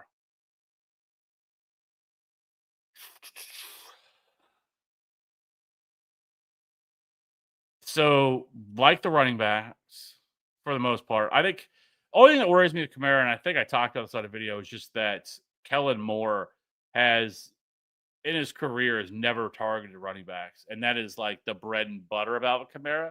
But I also like to think that he's smart enough to understand that, and he's never really had a running back like Alvin Kamara. I know he just came from Saquon Barkley, and I know that that's going to be the case, but that's also a completely different situation where Jalen Hurts typically doesn't look to check down a ton. And this is completely different with having Spencer Rattler at quarterback. So I would guess that he still probably sees a fairly heavy workload through the air, does Alvin Kamara. The Justin Jefferson, T. Higgins, like both of those a lot. Tucker Kraft, I'm always going to say I love Tucker Kraft. I'm assuming that's Ted McMillan. Love Ted McMillan this year. Big steal. Cardinals defense just talked about. And then Waddle, Caleb Johnson, Ramondre, Benson, Kirk, Algier, Trevor Lawrence, 12-man, full PPR. So, yeah, that's a really solid team. And you know what? I think, there's still a scenario that Caleb Williams develops this year, and he has no excuse not to. They have all the weapons. They've just done whatever they can. Their offensive line should be a lot better than what it was last year. They've added, weapons in Luther Burden and Close Loveland, Roma Dunze in year 2, DJ Moore. Like, there's so many weapons here within this offense. There's no reason that Caleb Williams shouldn't take a step forward this year. So, I like that. Overall, this team is really solid. Love the wide receivers. I think you got a lot of upside with the running backs. The bench spots, I think you definitely have some upside there with Caleb Johnson. I don't think Caleb Johnson turns into like some sort of league winner with with just his role with Jalen Warren back there. But I still like him at least at the very least. I think he's probably he could finish the season as like a low end RB2. I think that at least the ceiling is there. Ramondre, I think he is who he is. But Trey Benson, like that one a lot. Algier, obviously, golden ticket waiting to happen. Christian Kirk, love him, just like as a flex play to be able to plug him into your offense. Waddle on the bench as well, love that. So I think overall it's a really solid team overall, and I don't think there's really a whole lot of question marks or holes here with this offense or with your team. So I think you did really well with this, especially in a 12-man league. So love that. Reynolds or Malik Washington or Tesla. It would be Tesla for me. Like he's already the number 3 wide receiver, and like I know it's like again preseason performance, and like you want to kind of shrug it off, whatever of what it was last year, but or during preseason, but like he balled. He was out there Randy Mossing third stringers, but like he looks really good. So I would go, I would go with him. I think if you're looking for ceiling and we're looking for upside, which is what we should be looking for with these type of players on your bench. Like I'm going to stash Tesla. And if something happened to Jameson Williams got hurt. Yeah, I think he probably fits right into that role. Like he's not going to fit into the Amon St. Brown role if something happened to him, but like if something happened to Jameson Williams, like I think he slides right into his role.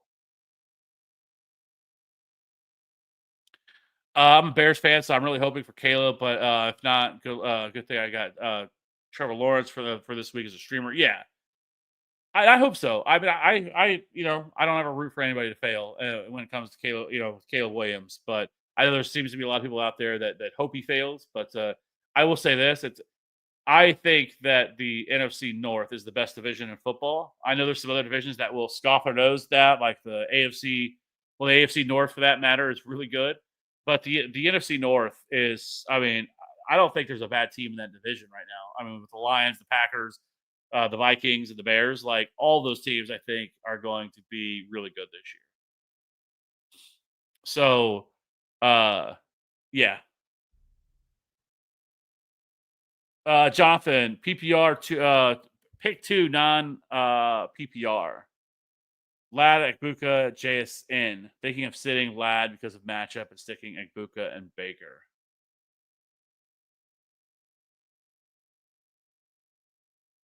I still probably would go Lad and JSN.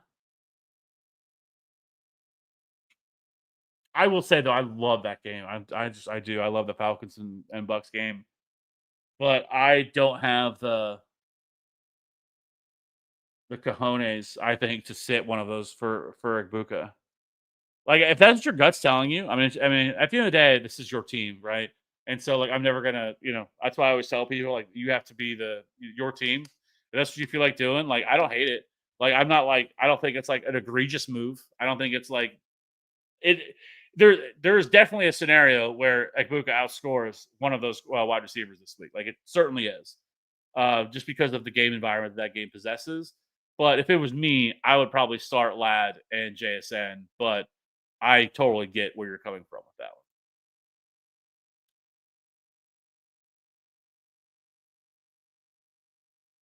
That was weird. Well, let me switch.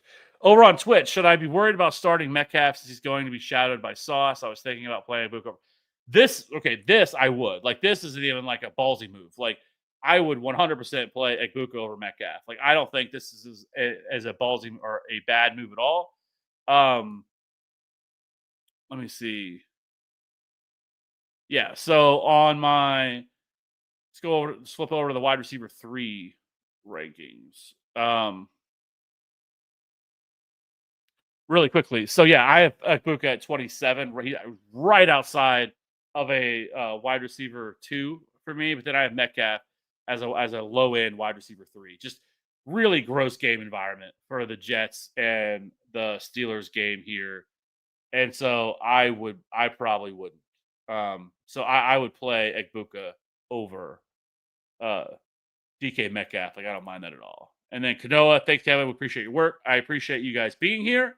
And a reminder, we will be here every single Wednesday night answering every single question until you guys don't have any more questions. Some nights we've went until 1 or 2 in the morning because that's what we said we're going to do. We'll answer all the questions until we get to the end, until they stop coming in. And then just a reminder, we will be back, for the most part, Sunday nights.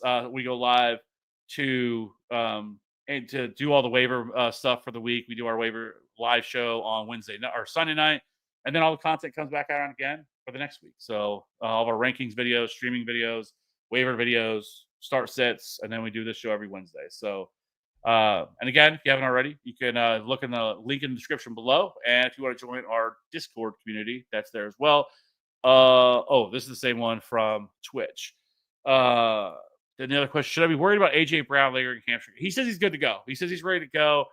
I think some of this stuff, yes, when it comes to a soft tissue injury, I'm always a little concerned. I can tell you, I am an AJ Brown owner myself. I have him in my home league, and I get it. We should almost, to this point, like he seems to miss a couple of games every year, but he says he's ready to go. The good news is that he's going to get some time off in between this game, with this being the Thursday night game, home opener.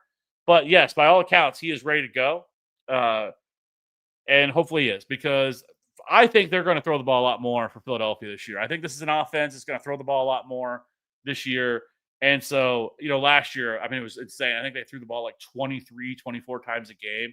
And if you watch the wide receiver video, shout out Lord Reeves, Rich Rebar, put out this stat, but he was only targeted 35 times in the second half of football of all of last season. 35 targets all of last year. That's how often they were ahead and they didn't have to throw the ball. Like, so he had like 108 targets or something like that in the first half, but in the second half he only had 35 total throughout the entire season. Like, it's just absolutely wild. So, thinking about keeping the Rams defense for this week versus Bills. They have one of the best secondaries and are out for revenge from last season. Just paid Kyle Hamilton and got Humphrey and Starks. Yeah, I don't want to drop the Ravens defense. Like, the Ravens are, I think on a week to week basis, a top 15 defense. This week obviously isn't a great spot and it is not a great matchup. Now there's obviously going to be weeks where you're not going to want to play the Ravens defense, and this is where I think streaming comes in. But let's see. I just want to look at the early season schedule real quick. So, yeah, I mean, once you get past this game, I mean, you get the Browns, then the Lions, not a great matchup. Chiefs, Texans. Like, it's going to be tough. Like, I mean, so, like, for me, like, I'm a little bit more apt to want to stream than, like, have to hold on to them all year. Because, like I said, next week, yeah, sure, we'll fire them up against the Browns all day. But then they get the Lions, the Chiefs, the Texans, the Rams.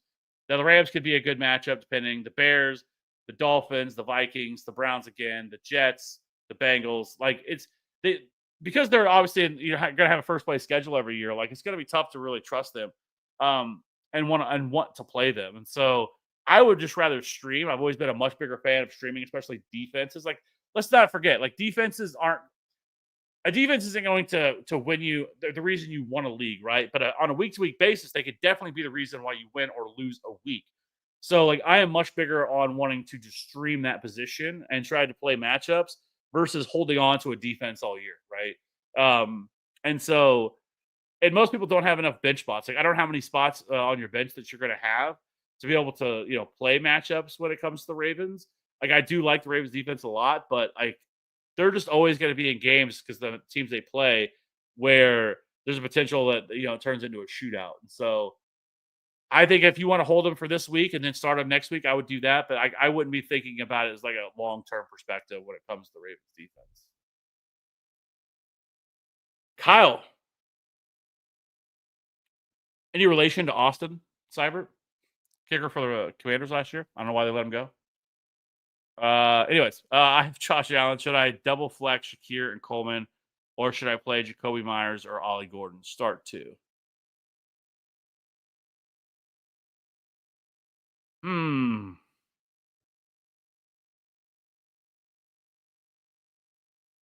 So we have to start two of Shakir, Coleman, Jacoby Myers, or Ollie Gordon. I can't trust Ollie Gordon quite yet. I'm not there with him. I love having him on my team, but especially with the Jalen Wright injury stuff, I've been talking about wanting to stash Ollie Gordon for the last like 2 weeks, right? But I think I would, with Shakir back and healthy, I'll go Shakir just because I know he's a safe man. Yeah, I go Shakir and I'll go with Jacoby Myers. Also, some news to monitor here. The Patriots, like, Christian Gonzalez is also dealing with some sort of an injury as well, and he may not play week one, which would be a big blow to that secondary same matchup. So, I would go with Shakir and Jacoby Myers of these options that you have here. 49ers have the best schedule for defenses. Yeah, their schedule this year, and also on the flip side of that, offensively, man, I think Brock Purdy has like the third best schedule for quarterbacks this year. Like, that's why, like, the 49ers, outside of George Kittle, I guess Christian McCaffrey to an extent, even George Kittle has been undervalued compared to the top three tight ends. But, like, Christian McCaffrey's really the only, like, super expensive player on this team. Like, all these guys have been pretty cheap so far with the 49ers, and I love targeting so many of these 49ers in this offense. So, yeah, but the 49ers, for the most part, their schedule looks really good. what the Bears did to the Bills when they shut them out. We get a glimpse what they could do in Week 1 versus a rookie quarterback.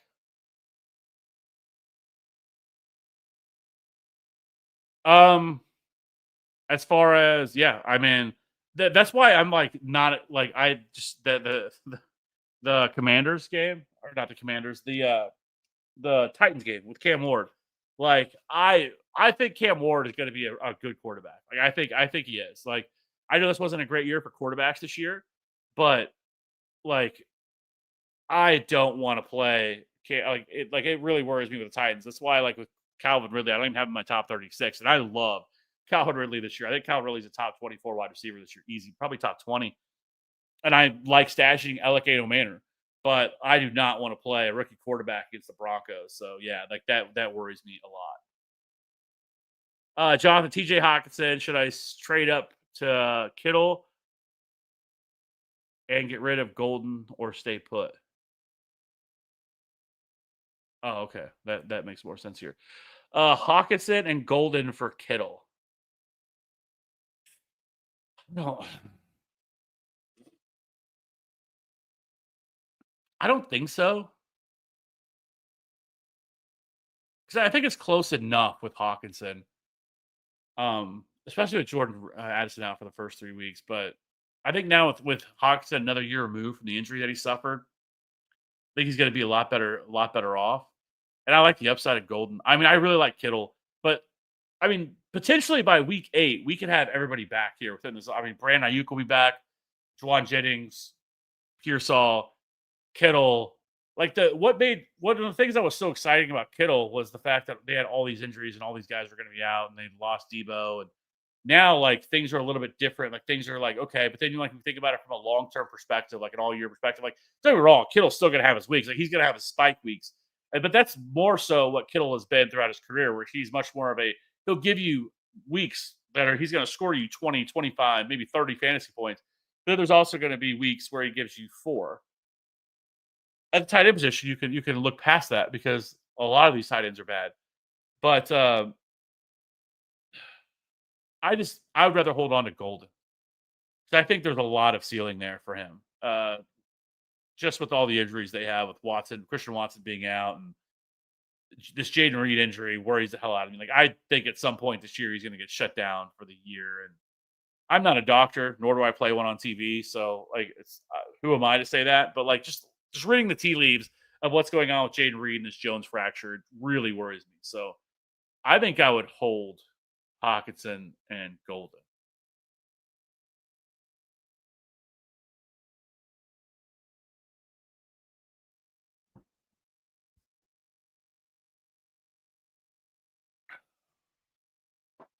Cap for life. Hey, thoughts on RJ Harvey? Love him, but I know a lot of people thought he was going to be like the lead back right out of the gate. He was going to be like kind of like Ashton Genty a little bit. I think this is going to be way more of a first half of the year. He's splitting touches with J.K. Dobbins. And I think there's even going to be times you'll see some Jaleel McLaughlin like mix in or, another running back with them. But I think at least by second half of the season, he's going to be the lead back and he's going to be probably handling 60, 65% of the touches. So you're going to want some patience. I think that you're going to see some people freak out after week 1, which is something I guess I haven't said yet, but don't freak out about week 1. Everybody's going to like it's the biggest like freak out week of the whole entire. We've been waiting and waiting and waiting. We finally get football, and whatever happens, and we overreact to that news. It's 1 week. I don't care what happens. Yes, we should take some things from it, but like if whatever you know players you drafted didn't do well, it's okay. It's 1 week. Like let it go. Like it's the easiest week to overreact. It happens every year. Overreaction week after week 1 is peak.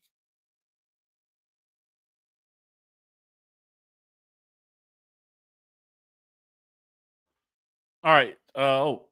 Sorry, Samuel. 12 man. I got Gibbs, H. London, Tyreek Sutton, T Mac, JJ McCarthy, and Loveland. 2 flex, no defense. Got Charbonnet, Agbuka, She Rice, Jaden, a bench with Keaton. What do you think? I like this team a lot. Gibbs and H. That's phenomenal. How did you do this in a 12-man league? You got Gibbs, Achane, and London? Wow. I love that. Like, that's phenomenal, especially PPR. Like, that is a great start. Don't again, I kind of talked about this earlier. I think somebody else had the the London or the Achane and Tyreek stack or the mini stack there. Don't necessarily love that because all of your so much of your fantasy upside is tied to Tua staying healthy, but he can stay healthy and Tyreek can bounce back. Like that, I mean, could work well. This lineup could do numbers if that's the case. And then Sutton really saw strong wide receiver 2. Love Ted McMillan, JJ McCarthy. I think the world of him. I am much higher than most people are on JJ McCarthy. Also provides rushing upside. Colson Loveland. Don't necessarily love that as like a starting tight end just because, like I've said, super crowded. And then your bench is awesome. Love Charbonnet, Egbuka, Rasheed Rice, especially once everybody comes back, or especially once he's back in week 7. Love that. And then Keaton Mitchell. I don't mind that either. I think Keaton Mitchell's kind of flown under the radar a little bit, but he looks really, really good in preseason. Like he looks really good. Now, Derrick Henry's obviously taking all the touches in that backfield. As for the time, unless something were to happen to him, but if something did, I mean, he is 30-some years old. It's wild how well this dude is still going. But yeah, I mean, really good, solid team. Love the upside here. Love the entire roster. Really, the only thing that I see that like I don't love is probably just Loveland, and that's it. So, um, but yeah, other than that, great job. Do you recommend your kicker by rankings, or you must start even out of the top 10?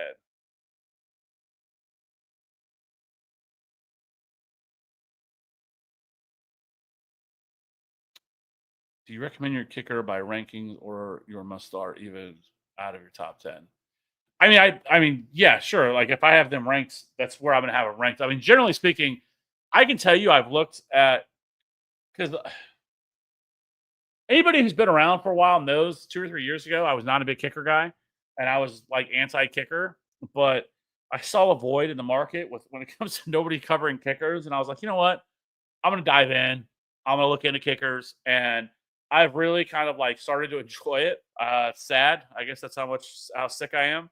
But like of really trying to dig into kickers and trying to find trends and stuff like that when it comes to kickers. And most people I've just noticed they just tend to just like whoever kickers are on the best offenses, that's who they rank high, and that's all they do. And I think that's wrong process. And so for the most part, like I can tell you, like I've seen some people that don't have like Matt Gay as a top 5 kicker this week. He should be a top 5 kicker every week. Matt Gay shouldn't be available. Cam Little, Tyler Loop, like most people just aren't ranking those guys. It's just a lot of Evan McPherson and Harrison Bucker and Jake Elliott because they play for the best offenses and overlook a lot of these other dudes. So I would recommend them. I mean, my kickers generally my rankings of them are going to probably be my start guys. Like my must start guys this week with my kickers are all in my top 12. So like even Brandon McManus is too. So I know I'm probably talked way more about kickers than people wanted me to because nobody cares about them. But if you do play in a league of kickers, I put a lot of time into looking up kickers more than I should, and now I have a pretty good grasp of pretty much every kicker in the league right now. I'm sick. Jose, Egbuka, Achane, Ted McMillan, flex.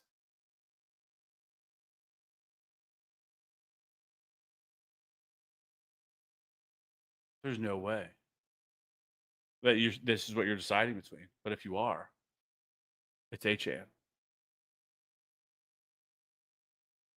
Yeah, I'd like to know what the rest of your team looks like. How much we got the Eagles by tomorrow, boys? 2 touchdowns.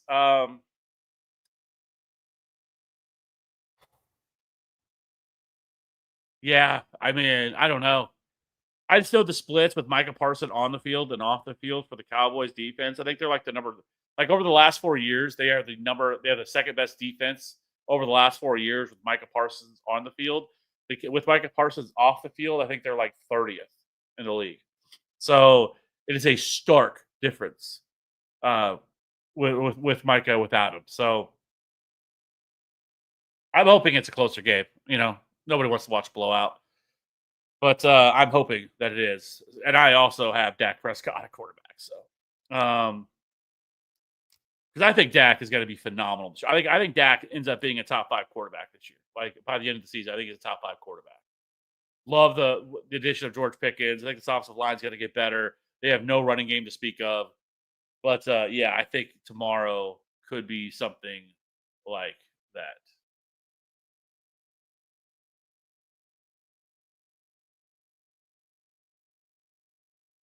Brandon Aubrey, yeah, Brandon Aubrey's been the man the last 2 years. The only kicker that's averaged double-digit fantasy points each of the last 2 years. So wide receivers, Neighbors, Evans, running back Gibbs, Bucky. I need a flex. Man, that is the team you have. Jose, I would not want to be you trying to decide this every week. But yeah, I'm gonna go H-Chan here for sure. I'm hearing about how Loveland should I still hold Strange to back him up 14 or drop for wide receiver needs.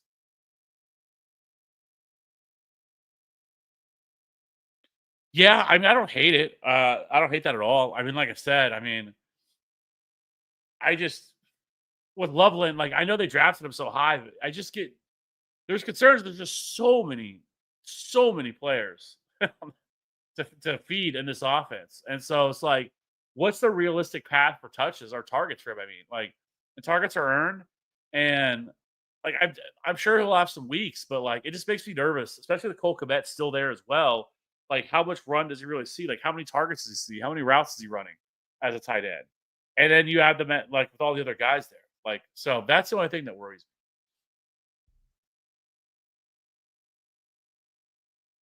me. Samuel, people in my league didn't like Achan or London. 1.2K pot. I don't know why. I got them and Tyreek T Mac. Yeah, I mean, I get it. I mean, Tyreek fell such a point this year where it felt like, man, you really let him keep falling. But yeah, I mean, Achan, I know he was suffering a little calf injury, but Achan could be. I mean, Achan could be the RB1 this year. Like he has that in his range of outcomes. Like, just because of how much he's evolved in the passing game, like running backs that catch passes are so inherently more valuable. I mean, if you look at like Christian McCaffrey's best season was whenever he caught over 100 passes and he averaged over 25 fantasy points per game. If you look at somebody like Saquon last year, who had a monster season, don't get me wrong, he was the RB1, had over 2,000 rushing yards last year. He only averaged like 21 PPR points per game. Like, there's such a huge difference if you don't catch passes because I think he caught like 35 balls last year or something like that. Like, if you can get a running back that can catch 100 passes, we already know a target is worth 2.5 times a carry. And so I love Achan. I think we got a little bit of an injury discount because of that little calf injury that he suffered. He sounds like he's good to go and he's healthy. And then London, I don't know why people wouldn't like him. Like, I mean, he caught 100 passes last year, and this was so bad. Their quarterback play was so bad for most of last year with Kirk Cousins and everything. And so I think the sky's the limit for Drake London. So yeah, I mean, you did a great job there. And then Rice, I think when he comes back, he's going to be a top 15 wide receiver when he's back in week 7. And you have the ammunition to be able to get through it too. So yeah, I mean, great job. Do you think this will be Travis Etienne's bounce back season with his prove it year for a contract, even with Bixby and Tootin? It's got permission. What do you think the running back splits will be? So I have this. I think that like he's probably gonna be like Rashad White was last year.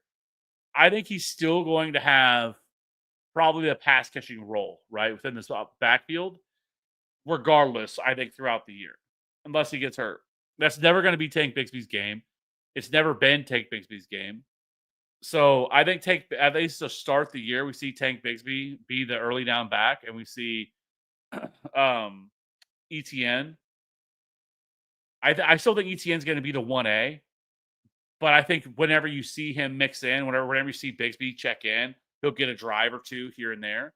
I think, though, I wouldn't be surprised by halfway through the year we do see Tootin take over for Bigsby. I think Bigsby's the one that's more in jeopardy of really losing a job than to ETN. Um, but yeah, so I like having Travis Etienne, and honestly, if he gets off to a hot start, it puts up a couple of weeks in a row of like good production. Like I would be looking to flip him if I could.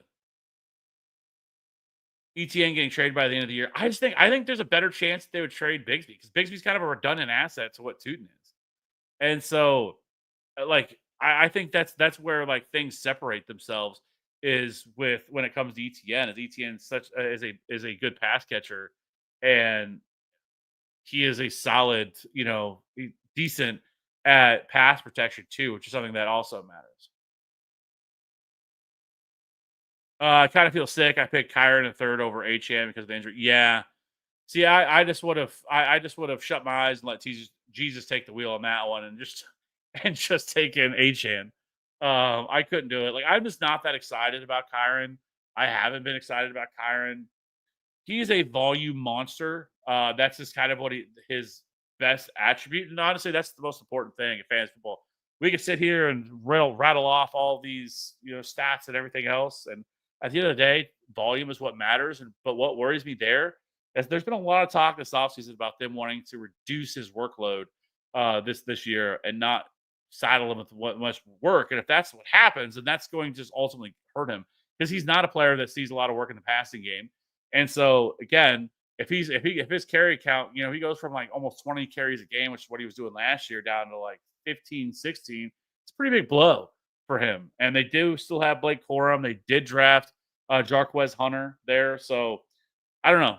That's the only thing I'm worried about. But Achan, the sky is the absolute limit. I mean, he could absolutely crush this year. So while I think Kyron's best upside is probably like a low end RB1, maybe like a middling RB1, but like I think he probably is more right around like a low end RB1 like he was last year versus Achan, who we saw last year once Tua played in the 13 games he played with Tua. He was the RB2. He averaged the same fantasy points per game in PPR formats than um, Saquon Barkley did. He was right there with Bijan. So yeah. Uh Charbonnet, Mims, or Sampson, and then flex Kirk Thornton.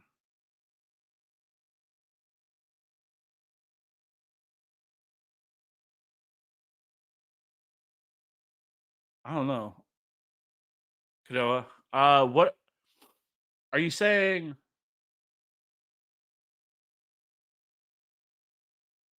I guess you want me to pick Sharps, Mims, or Sampson, and then flex Kirk or Thornton. Is that right? Or is it one flex between Charbonnet, Mims, Sampson, Kirk, and Thornton? You could specify that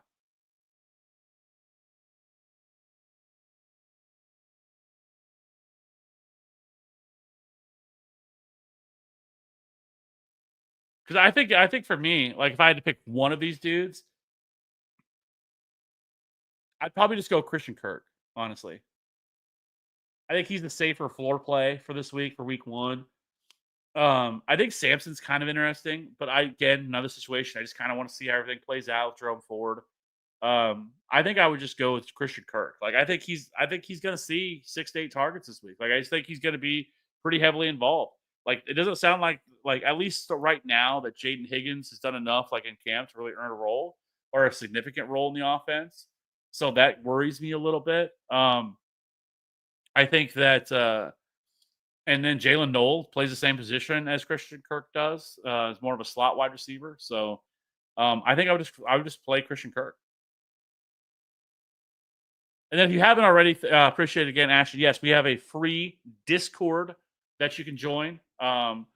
It's absolutely free, costs you nothing. Everybody, especially now football going on, like there's always stuff going on there. People asking questions, answering questions, just talking football and stuff like that. So it's absolutely free to join, costs you nothing. So yes, you can join that. Quincy with this $2 super chat. I appreciate that. Would you go with Eagles defense over Ravens defense? Yes, I would go with the Eagles defense over the Ravens defense for week one with this matchup. The The Cowboys' offensive line's a little bit banged up. They don't really have a running game. Like, I just worry what this Eagles defense could do to this Cowboys offense, at least right out the gate. And so I would go with the Eagles over the Ravens for this week in the matchup against the Bills. Appreciate the super chat, Quincy. Really do. Over on Twitch, Inconspicuous Panda. How do you feel about Ollie Gordon? H-Chan is a calf injury. Miami needs someone at the Mostert role, thinking about dropping Luther Burden for him. Yeah, I don't mind that. Like, I think it's going to take a little bit of time for Luther Burden to overtake Olamide Zaccheaus as the slot wide receiver. But the only thing I'll say with Luther Burden when it comes to Luther Burden is Ben Johnson runs his offenses through the slot. That's tradition. Now, it could also mean that they slide Roma Dudze quite a bit over into the slot, but like that's kind of what he's done. I mean, we saw Amon-Ra St. Brown. He did that whatever he had prior to that with like Jarvis Landry, and so like I think that's it's definitely a lucrative role for Luther Burden, who profiles their slot wide receiver. But for immediate upside, I would go with Ollie Gordon. Like I think Ollie Gordon is the better option there. And so I think Ollie Gordon is going to play the Raheem Mostert role. I think that's where he's going to slide in. And I think probably 8 to 10 touches per game, goal line opportunities. I think that's the other thing with HN that we want to see is like how much goal line work because they tend to try to just bang him in there, on the goal line whenever, So maybe Ollie Gordon could be that guy.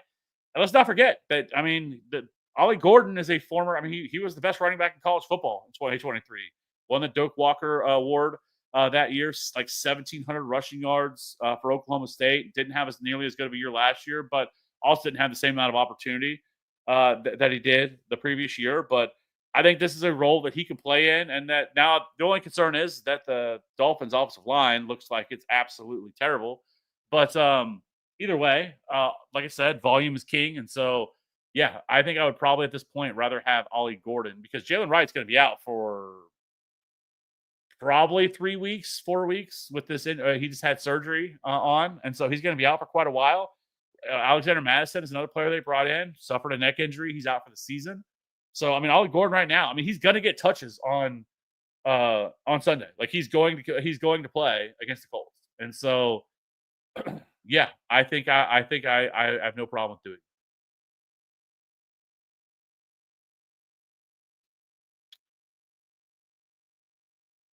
Do you think Jaden Higgins on Texas is worth a bench spot? By the way, thank you for the last answer. So I think I may have already gotten to that, but if I didn't enough, I think he's worth a stash, right? Like obviously they use a second round pick on him. I think there's a lot to like with Jaden Higgins, but he didn't do enough, I think, to earn like a significant role out right now. And right now he's probably the number 3 or 4 wide receiver. I think you're going to see some other players mix in outside of Nico, but it's going to be Nico and Christian Kirk and Dalton Schultz and that are going to lead this team in probably targets most weeks. But I think Jaden Higgins is at least a nice speculative add, depending on who you're dropping. I don't mind rostering him. I think there's other players that I'm just a little bit more excited about at this point. Kind of talked about them. Like the 2 players that I'm most excited to roster, and maybe I end up dropping them after a couple of weeks, but is Alec Ayo and I wouldn't drop him after 1 week because it's this a brutal matchup against the Broncos. But Ayo and then I think Dalton Thornton Jr. I think those 2 guys are the 2 players at wide receiver right now that are like late wide receivers that are just and are widely available. Like both those guys are only rostered like 2% of leagues that I wouldn't mind stashing. To see how everything plays out with them early on in the year. So Stanley, should I start Mahomes over Hurts because of rain in Philly? No, I'm still going to play Hurts. The thing with Hurts that you love is the rushing upside. The dude's had double-digit rushing touchdowns in 4 straight seasons. He's going to run the ball. I'm not worried about the rain there. I would play Hurts over Mahomes this week. There's no way I'm sitting Hurts. Foo! Nice to see you back in here. Happy New Year. Happy NFL Eve. Happy that we happy that we finally get football back. Preseason's I don't want to say it's fun, but At least it's football, but this last week it feels always brutal. Like without football, like where there's no preseason going on. Like it feels like it takes forever. It feels like Christmas week or something like that, where you're waiting for Christmas to come and then it finally gets here. Like this is how it feels. So I'm happy that finally tomorrow night, we get football, real football that matters on our TV screens. And then we get it Thursday, and then we get it Friday, and then we get it Sunday. I mean, not that I mean Saturday if you're into college football as well, but Saturday and then Sunday and Monday. So I'm happy. We're back. My running back room is Bijan, Chase Brown, Kyron, Braylon, Pollard. My receivers is Ladd, JSN, Jennings, Golden, and Ekbuka. Should I make a move for a higher wide receiver or stay put?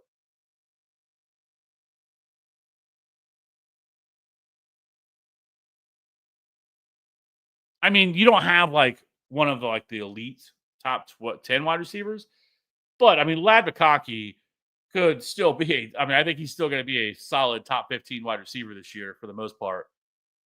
JSN also has like top 10 upside as well. So I think you're good, and I think you have enough depth too with Golden and Egbuka. So I wouldn't make any move right now. Like I would be happy with where you're at. I think this is a really solid team.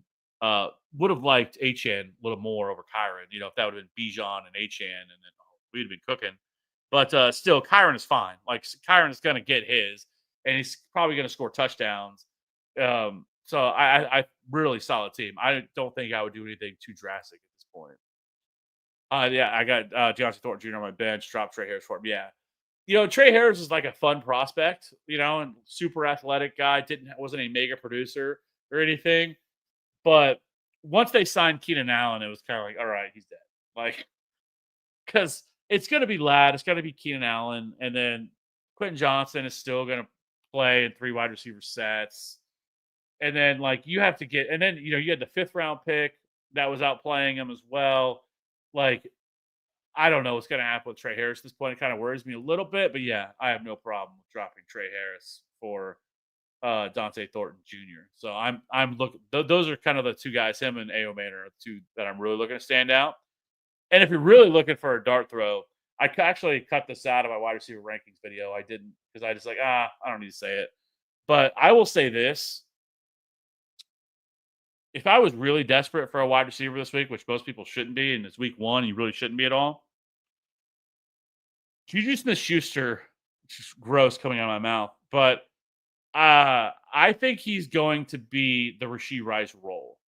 I think everybody has said this offseason that it's going like, oh, Xavier Worthy is going to play these Rashee Rice role. He didn't play the Rashee Rice role last year, like when Rashee Rice was hurt. Like that's not what they were doing with him. And so I know that's what a lot of people are saying that that's what they think he's going to happen. But like reading the tea leaves, paying attention to what they've been talking about with after the Rashee Rice stuff, it's been Juju Smith-Schuster is going to be that guy. I'm not saying Juju Smith-Schuster is going to see like 10 targets tomorrow night or on Friday night, but like I think he could see 6 or 7 targets and have one of those kind of big games. Because you also have to remember Hollywood Brown is coming off an injury. I don't know how much he's going to play. Like I think he's going to play a decent amount for sure, but I also don't think he's going to go out there and run 100% of the routes either. And so I do think that they're going to use Juju Smith-Schuster because he profiles really well in that type of role of that short. He's great yards after the catch guy. He always has been. He's a great contested catch player, which is a lot of what they like to do with Rashee Rice. So am I saying he's like a must add? No, but like I think if I was like kind of desperate, like looking for a wide receiver, I wouldn't be surprised if he's somebody that people are talking about on next week, at waiver ads, somebody like that. Don't love it, but that's kind of what I would look at. Yeah, I think this is what's going to happen. Like everybody's just been lazily has been has been falsely saying that this is what Xavier Worthy is going to do. I don't think that's at all what he's going to do because that's not what they did with him last year. Juju Smith-Schuster is going to be that guy. Anyways, we're on Twitch again. Should I start Chris Olave or Tyrone Tracy? I'm going to go with Tyrone Tracy. I don't love with Spencer Rattler at quarterback. I don't love it. Cardinals defense, very underrated, very solid defense. Adding Josh Sweat was huge. I think just even helps even more in their ability to pass rush. The Saints don't have a great offensive line. Like, I think it's going to be tough for the Saints this week. So I would go with Tyrone Tracy. The Commanders don't have a great run defense. I know they made a couple moves this offseason trying to help it out a little bit, but I would go with Tyrone Tracy. I'm personally starting him this week as well. I don't have Chris Olave, but I do have Tyrone Tracy, so I am starting him this week. I think it's a good matchup. He probably handles 75% of the touches in the backfield. So pass catching work. So yeah, that I think I would go with Tyrone Tracy there. Not out the gate. So Brian Dable has historically been a head coach that has a workhorse back. Like he's not super into having like a big committee. And so I think right out the gate, this is really Tyrone Tracy's job to lose. And I know early in camp it was all the Cam Scatabo hype. Like everybody was hyping Cam Scatabo up, and then he got hurt and missed a couple of weeks with an injury. But the entire time, everything you heard about Tyrone Tracy was that he looked phenomenal. His vision is really good, explosive. Looks like he worked on some stuff. His biggest thing is going to be ball security. As long as he doesn't start fumbling the ball again like he did last year, if he kind of figures that out. And remember, with Tyrone Tracy, I mean, he's a converted wide receiver, right? So he's still trying to learn this position. But if he can clear those things up, I mean, with how bad the Giants' offense was last year, and he still produced, like I think it was once he took over the backfield, he was a top 14 running back in PPR formats last year. And so I just don't think he ever got enough respect that he probably should have. I think Scatterbo is a nice bench stash, but like this is not going to be some sort of committee. I think it's going to be Tyrone Tracy handling the majority of the touches. Samuel, once T Mac or Ibuka, okay, T Mac or Ibuka in the flex, it's hard. McMillan feels like wide receiver 1, and Bryce Ibuka wide receiver 2 with Mayfield.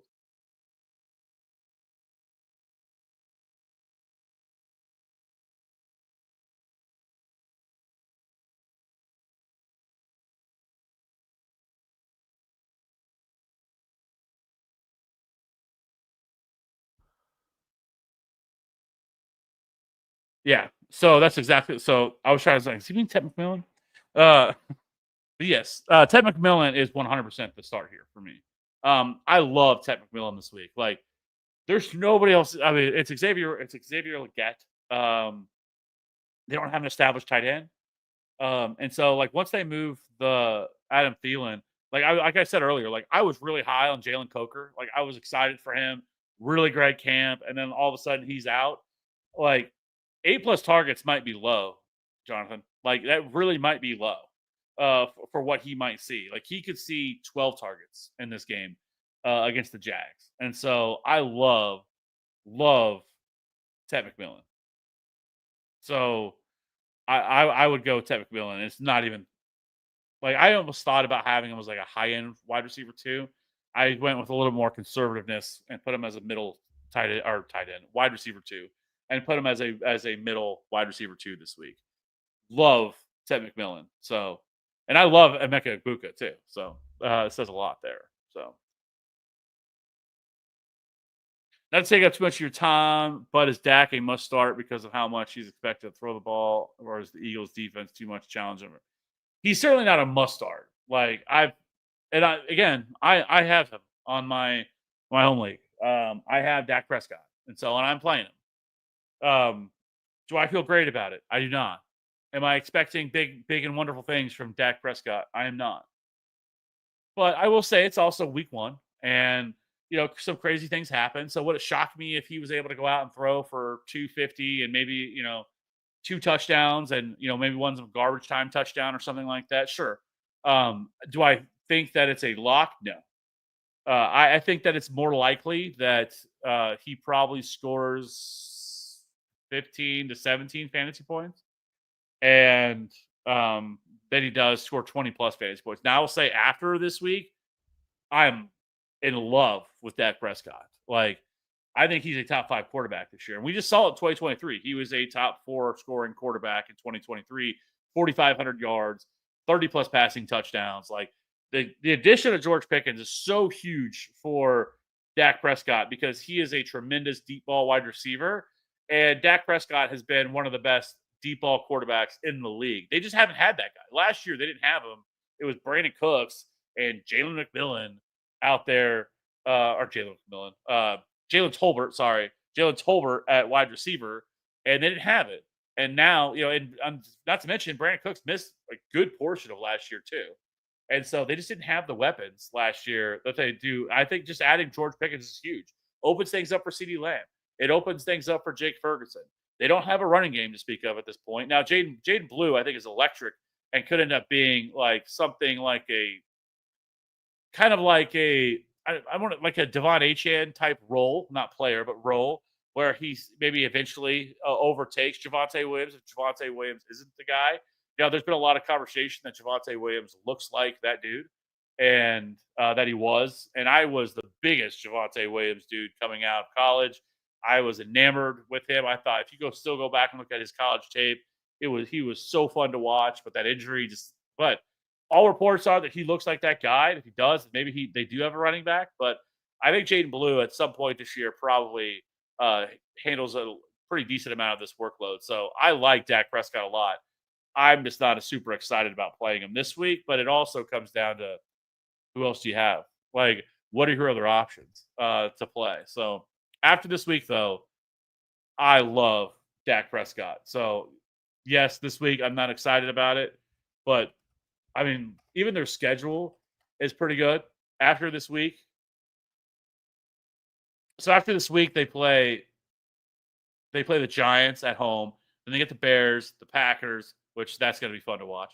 And then the Jets, the Panthers, love that matchup. Commanders, Broncos, not great. But then the Cardinals, Raiders, Eagles again, Chiefs, Lions, Vikings, Chargers, Commanders. So, yeah, I think as it goes on, I think it's going to be good. I like to pick your lane. I like to pick your brain a lot. I have a feeling I will watch you a lot this year. Yeah, I hope you guys do. We'll be here every single Wednesday night doing this until you guys stop asking questions. So, and then, like I said, we go live. We will go live on Sundays before the game, whenever we have a chance. But that's going to depend on availability. I coach a baseball team, and it'll be if we play or not on Sundays. So like this week, we won't be going live on Sunday morning because we play Sunday morning. So I won't be available then. But for a lot of weeks, we'll be going live. And then after October, I'll be live every Sunday morning too, answering all the questions. So I'll take a flyer on Dak with the stack of CD, and so I'll assume he has a decent chance of outperforming Trevor Lawrence season. I mean, this week I would play Trevor Lawrence easily over Dak. I have Trevor Lawrence as QB10, and I have Dak at QB20. So pretty big difference. I just such a great matchup this week for the Jaguars and Trevor Lawrence. So I would play Trevor Lawrence over Dak. Now, rest of season, I would go Dak. But for week one, I would go Trevor Lawrence. And I hope I'm wrong. I mean, if I could be wrong, and I hope I am, because then, like I said, it works out for me too. But I would go, if it was me and I had the opportunity, I would go Trevor Lawrence over Dak for this week.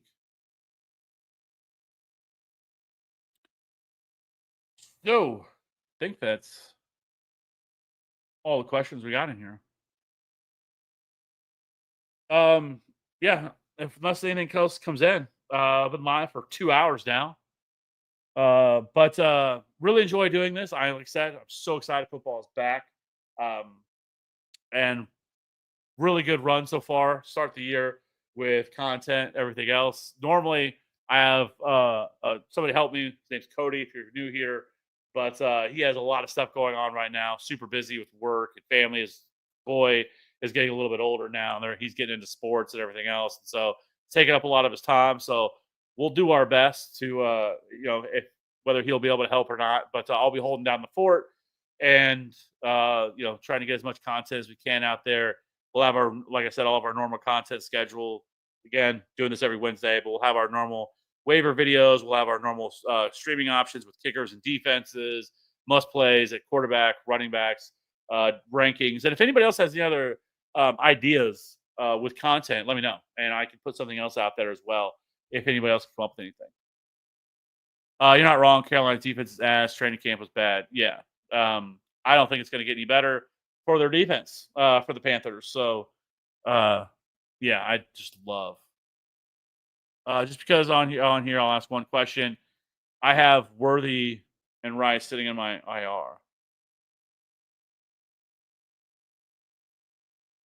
Should I try to move Worthy week 6? Yeah, I mean, I have no problems doing that. Once Worthy is back, um,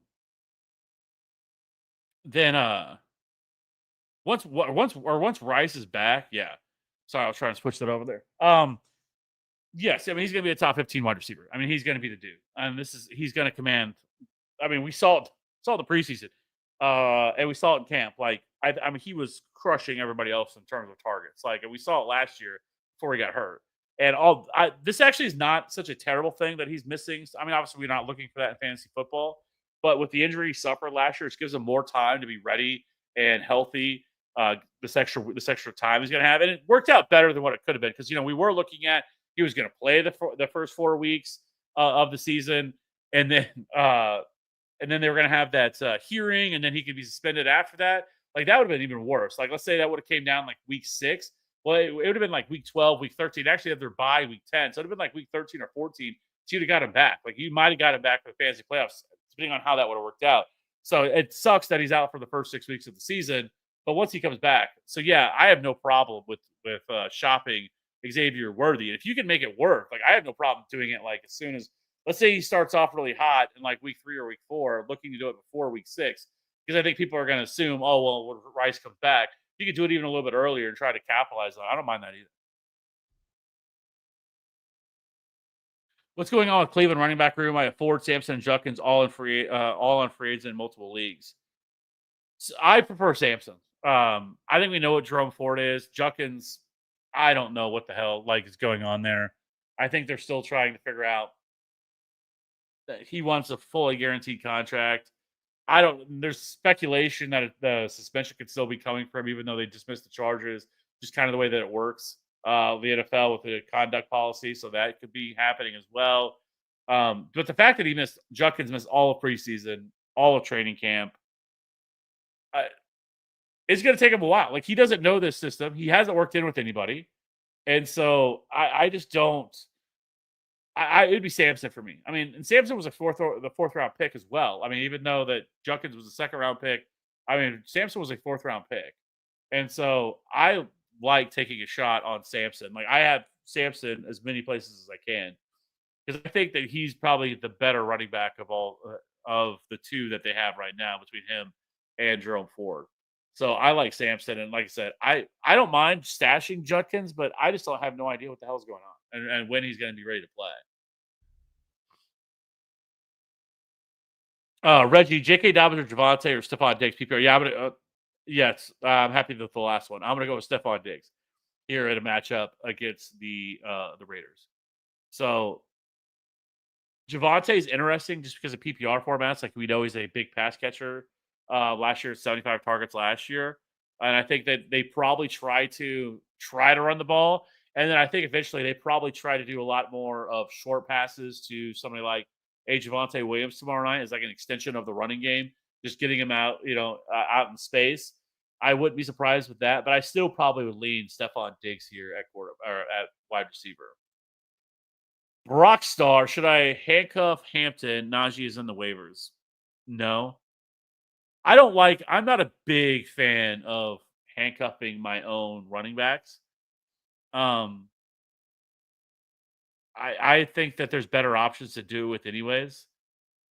Um, I would rather grab other players. See, and I talked about this on a couple videos this year, but when it comes to straight handcuffs, like Najee's not necessarily a straight handcuff. He's still going to see some work, but like I want running backs that like have standalone value, but not on my own team. Because you're basically betting against the player that you drafted in the third round, or fourth round, depending on when you got him. But it goes with a lot of other running backs too, not just Omari and Hampton. That I don't want to draft like all of my handcuffs for my team because you're just burning a roster spot for most of the year. Like I'm much more of a hey, I'd rather draft like a Dylan Sampson, Jaden Blue, Woody Marks. Guys are going to have standalone roles within their offense that you could play and plug in as a flex option. And then around like week 8, week 9, once we start getting past some of the bye weeks, start really on my benches, start really loading up on actual handcuff backs at that point for the stretch run. Like that's kind of the way that I personally would rather do it. I've got Devonta Smith, Warren, Pearsall, and Flowers. What should I start? I'm gonna go with Devonta Smith against the Cowboys. And is honestly, I think Devonta Smith might be one of the most underrated wide receivers in the league. It feels like everybody hates him every year. Like he's being drafted as a wide receiver 3, even though he's never finished lower than a wide receiver 2.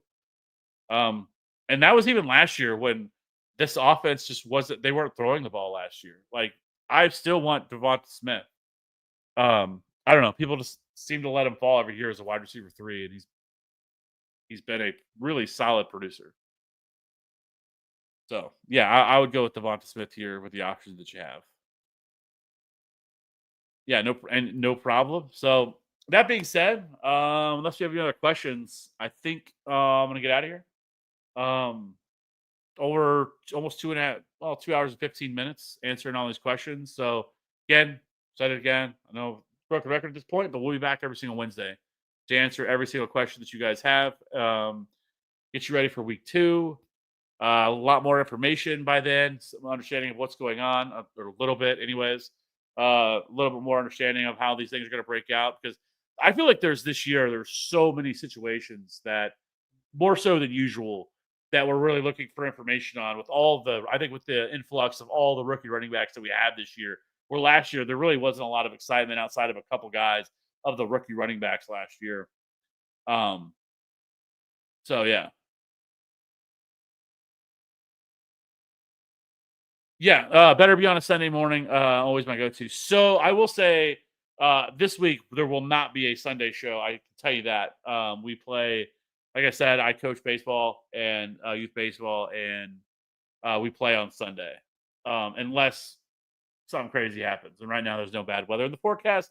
But most Sundays, we will be here. We'll be answering all your questions on Sunday morning to get you ready for week 1 or whatever week we're on. So this week, I can tell you we won't be, but most weeks we will be on Sundays as well. And then I can tell you we will be live on Sunday night for week 2 waiver run. Get everybody ready for that. So that being said, keep it locked in here. Hit that like and subscribe button if you haven't. I don't think I've even said that once. If not, you can also look in our description of the YouTube video.